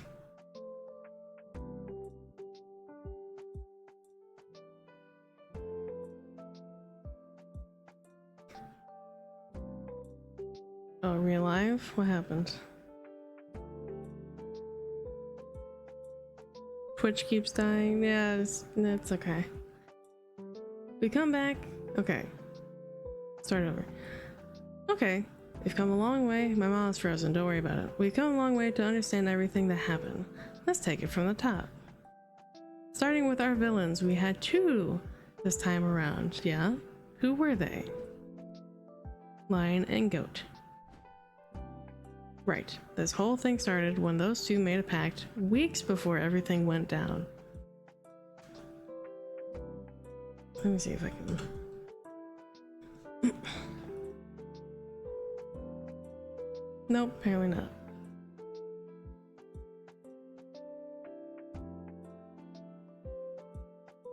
One moment. Whee!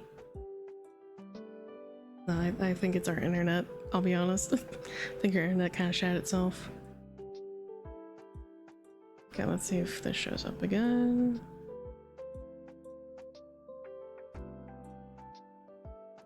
Hi, hello. Nope, okay. Awesome. Hi, you get to have me like very blankly staring at you. We also, nope, not that outfit, this one. Hi. Kicking blue screen on Twitch? That's fascinating. Anyway, sorry, you're gonna have to deal with whatever the fuck is happening here. You see, Lion had a bit of a gambling problem and was deep in debt. That's very cool. He reached out to Goat with a plan to swindle a couple of fools out of their money. So the night of the party came, the two men riled each other up, which is when Goat brought up the bet. Lion accepted immediately and managed to get a few more people into the ruse. Then, when everyone went down to the dungeon, the place was searched, but there was nothing to find. And just like that, Goat was sealed away. What did he do then? He grabbed Lion's clothes. They were tied up to a bag that was just outside the window. Yeah, and he dressed up like the Lion guy. He puts his own clothes in the bag, so nobody will find them after that. Exactly. Then he played a little trick by putting the book and the candle in the last cell. Not really important. After a little while, he screamed at the top of his lungs and hid. Then what? Everyone saw the candlelight from the last cell. They must have thought something bad had happened to him because of the scream. So they ran all the way to the end. Everyone except the real lion. Right, Lion was in on it. The whole trick was that Goat would pretend that he was Lion. This is possible because they all wore masks and Goat had a talent for mimicking voices. So they made the switch. Right? When exactly? The group arrived at the last cell, one person short without realizing it. And while they were scared and confused, Goat sneakily appeared behind them. Thus the ruse was completed. Yes, so Goat would keep up the charade for a bit longer as the group tried to find him in the dungeon. Once everyone gave up, Goat and Lion would switch places again and collect the money. Or at least, that's what Goat thought would happen. But unbeknownst to him, Lion had plans of his own. He wanted money, but not the chump change he'd get with the little bet. He was looking to get much more that night. Oh, hello. Oh, I sat so far down. Hi. Let's move myself back up here, shall we? I don't know what happened there. It worked for like 2 seconds.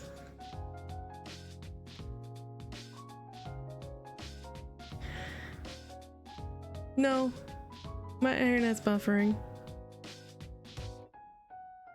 Hi, hello. Sorry, my internet is buffering everywhere. I apologize. We're back. We're here. Lion wanted money. He wanted more than the money that was bet. He wanted a lot of money. Not the chump change he'd get with the little bet. He was looking to get much more that night. Yeah, the internet actually died. I didn't bring it up because it doesn't relate to how the crime occurred, but Leopard and Lion were uncle and nephew. I mean, that kind of is important. So the Twitch blue screen of death for all of 1 second. Oh, fantastic. Leopard didn't have any children to speak of, and Lion was the closest relative he had, so if Leopard died, Lion would inherit most of his estate, which is a lot of money. So what Lion was really after when he made that pact with Goat was an ironclad alibi. After all, once the switch occurred, everyone would believe that Lion was there inspecting the dungeon with him, which meant the real Lion was free to do as he pleased without accountability. So he went up to the roof, pulled out the rope and bag containing Goat's clothes, then changed into them. From that point onward, everyone would see him as Goat. He then went to the party and took Leopard to a place where they could be alone. Everyone saw this, which is exactly what Lion wanted. Oh, but Lion didn't know how to mimic voices, right? Wouldn't people know it was him? Only if they talked to him. But he only talked to Leopard. Yeah, but then Leopard would have known. What if he did? In fact, that would explain why Leopard went along so easily, since he and Lion were related. Hi, Proxy. Currently Bartholomew is mute because I need to figure out what happened to the site that I use, but hi, welcome. Blood for the Blood God, skulls for the Skull Throne. Thank you, thank you. But the thing is, it doesn't matter if he knew or he didn't because of what happened right after. Oh, true. How evil. Lion killed Leopard, so nephew killed uncle, stole his key, and locked the door. Locking the door was just so nobody happened to find the body. After all, Lion still had things to do that night. He wanted to kill Goat too, right? Because he'd tell people what would really happen. I'm good, how are you? Yeah, so he waited for him in the armory. That he did. And why did Goat happen to be there as well? Was that a coincidence? They were going to exchange clothes there, weren't they? That's right. The dungeon trick was going to conclude with the two men meeting in the armory and trading costumes, which gave Lion the perfect opportunity to kill Goat before he realized what was happening. Now, before committing any crimes, Lion exercised a bit of patience. He made sure to let Goat change out of the lion costume and put his own clothes back on. Thanks. Thanks, OBS. Thank you.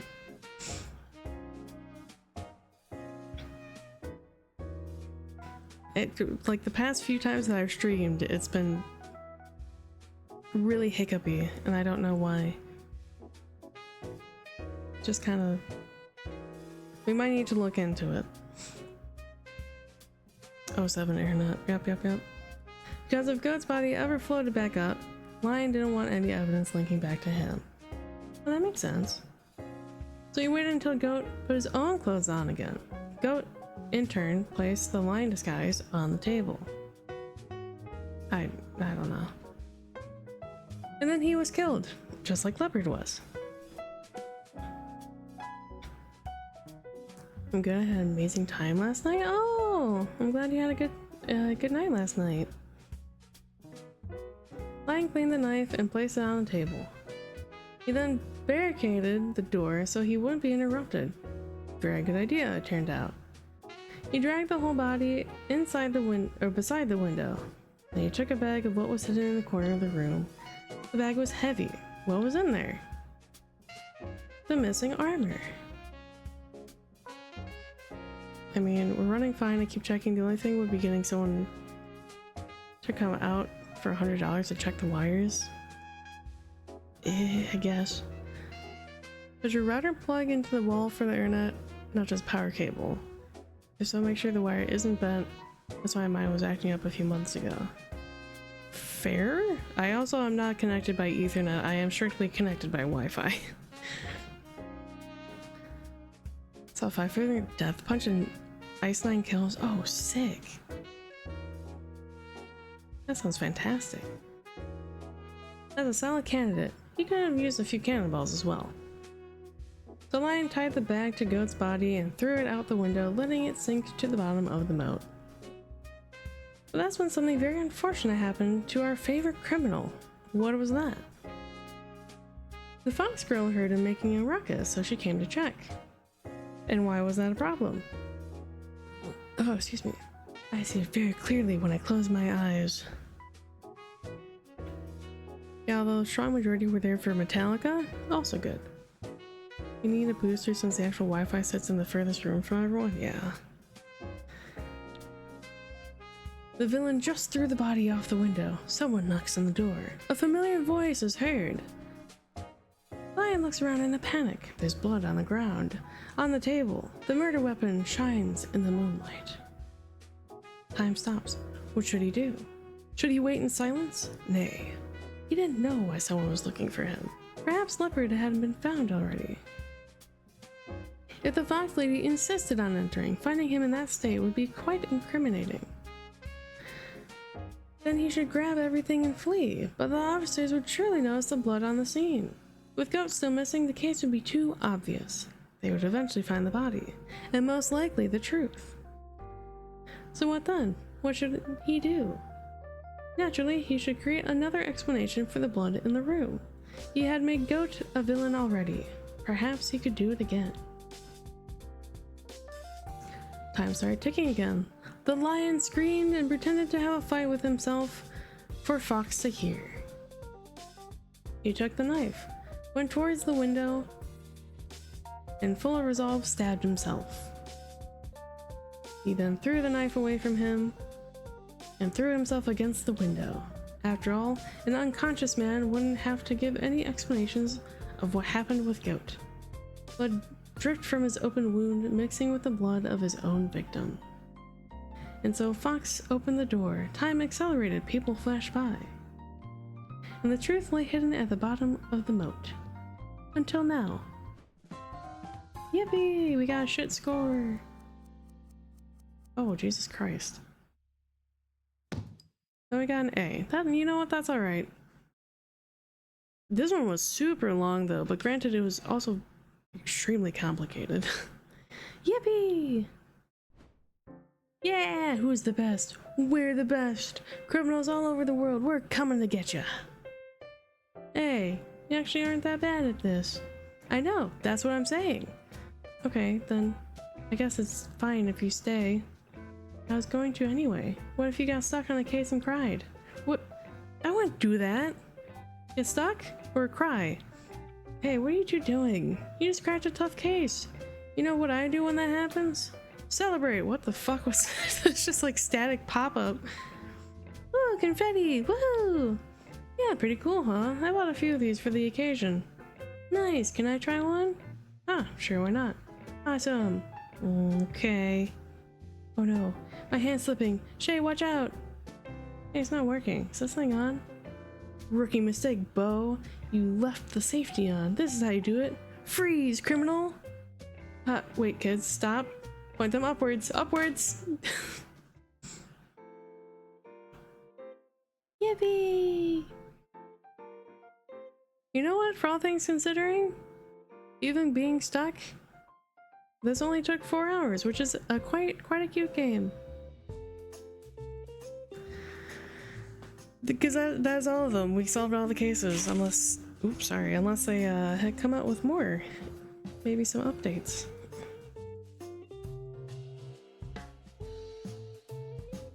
The Shadow of the Goat, 1926.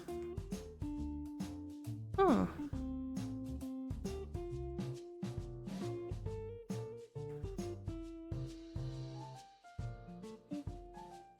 Ooh, excuse me.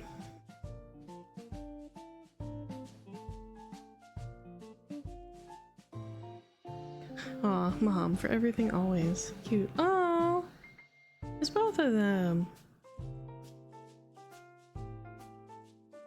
That's really cute. Hi, I'm Rio. I hope you enjoy playing Little Locked Rooms. Word of mouth is powerful. Yes, time to eat dinner. So, if you know anyone who might like this game, chat. If you'd like to do it for yourself, even though you now have all the answers, but even still, I'd deeply appreciate it if you shared it with them. It has been my first experience trying to make a real game. I'm glad I managed to see it through to the end. Or did I?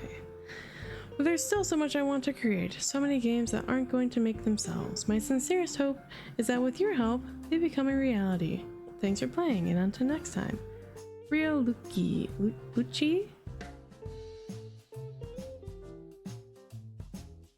Sorry if I butchered your name. I mean, I only know half of the tower one and the hardest one, so yeah, you could do the first couple. You can do the snow... Oh god, the first little house. You can do this one, you can do both of them. You can do the theater one. And you can do the first half of the tower. Yeah, that was all of them. They're all really good. They're actually quite challenging. I think they did a really good job. I am sad that, you know, it is so limited. I hope they do come out with more, like maybe another couple. Maybe some more dioramas. Don't mind me stuttering over here. But this was super cute. I gotten it on sale, so I don't know how much it actually is, but I do know it's on both itch.io and Steam. So, let's see, Little Locked Rooms. I spelled level wrong, which is cool. There's also a free demo. What? Hello? Steam, can I help you? Okay, we're gonna go this way. Store page. DLC? Is there DLC? No. Think they'll go sequel or DLC? Not sure. Oh, I hope DLC, because you can definitely tack on a whole bunch more. And Connor is correct. It is $8. So, I think $8 is well worth this game. $2 an hour, that's not, you know, on our average at least. That's not bad at all. It definitely makes you think if you like puzzly thinking games. Get to be little Sherlock Holmes of how to solve these near impossible crimes.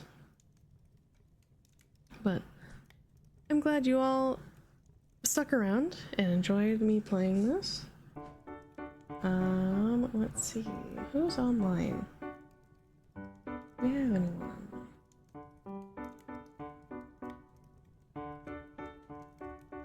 Orion is online. He hasn't streamed in a hot minute. I'm gonna go say hi to him. Thank you for stream. Thank you for hanging out with me.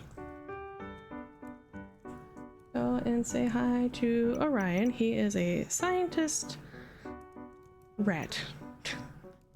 As the best way I can explain it. He's an astrophysicist rat. He's playing Fields of Mystria, which that sounds familiar. But go say hi to him. Super chill, super smart. You can ask him all these science questions and he'll have an answer for you. But yeah. Hope you all enjoyed. I will see you... What's today? Monday? My sleep schedule's all fucked up. I will see you probably next week for more Death's Door A, and probably more Mario and Luigi collab, because that would have been today, but scheduling complications, as collabs usually have. So, next week. But have a good rest of your night or day. Stay safe, stay hydrated, and I will see you next week. Bye-bye!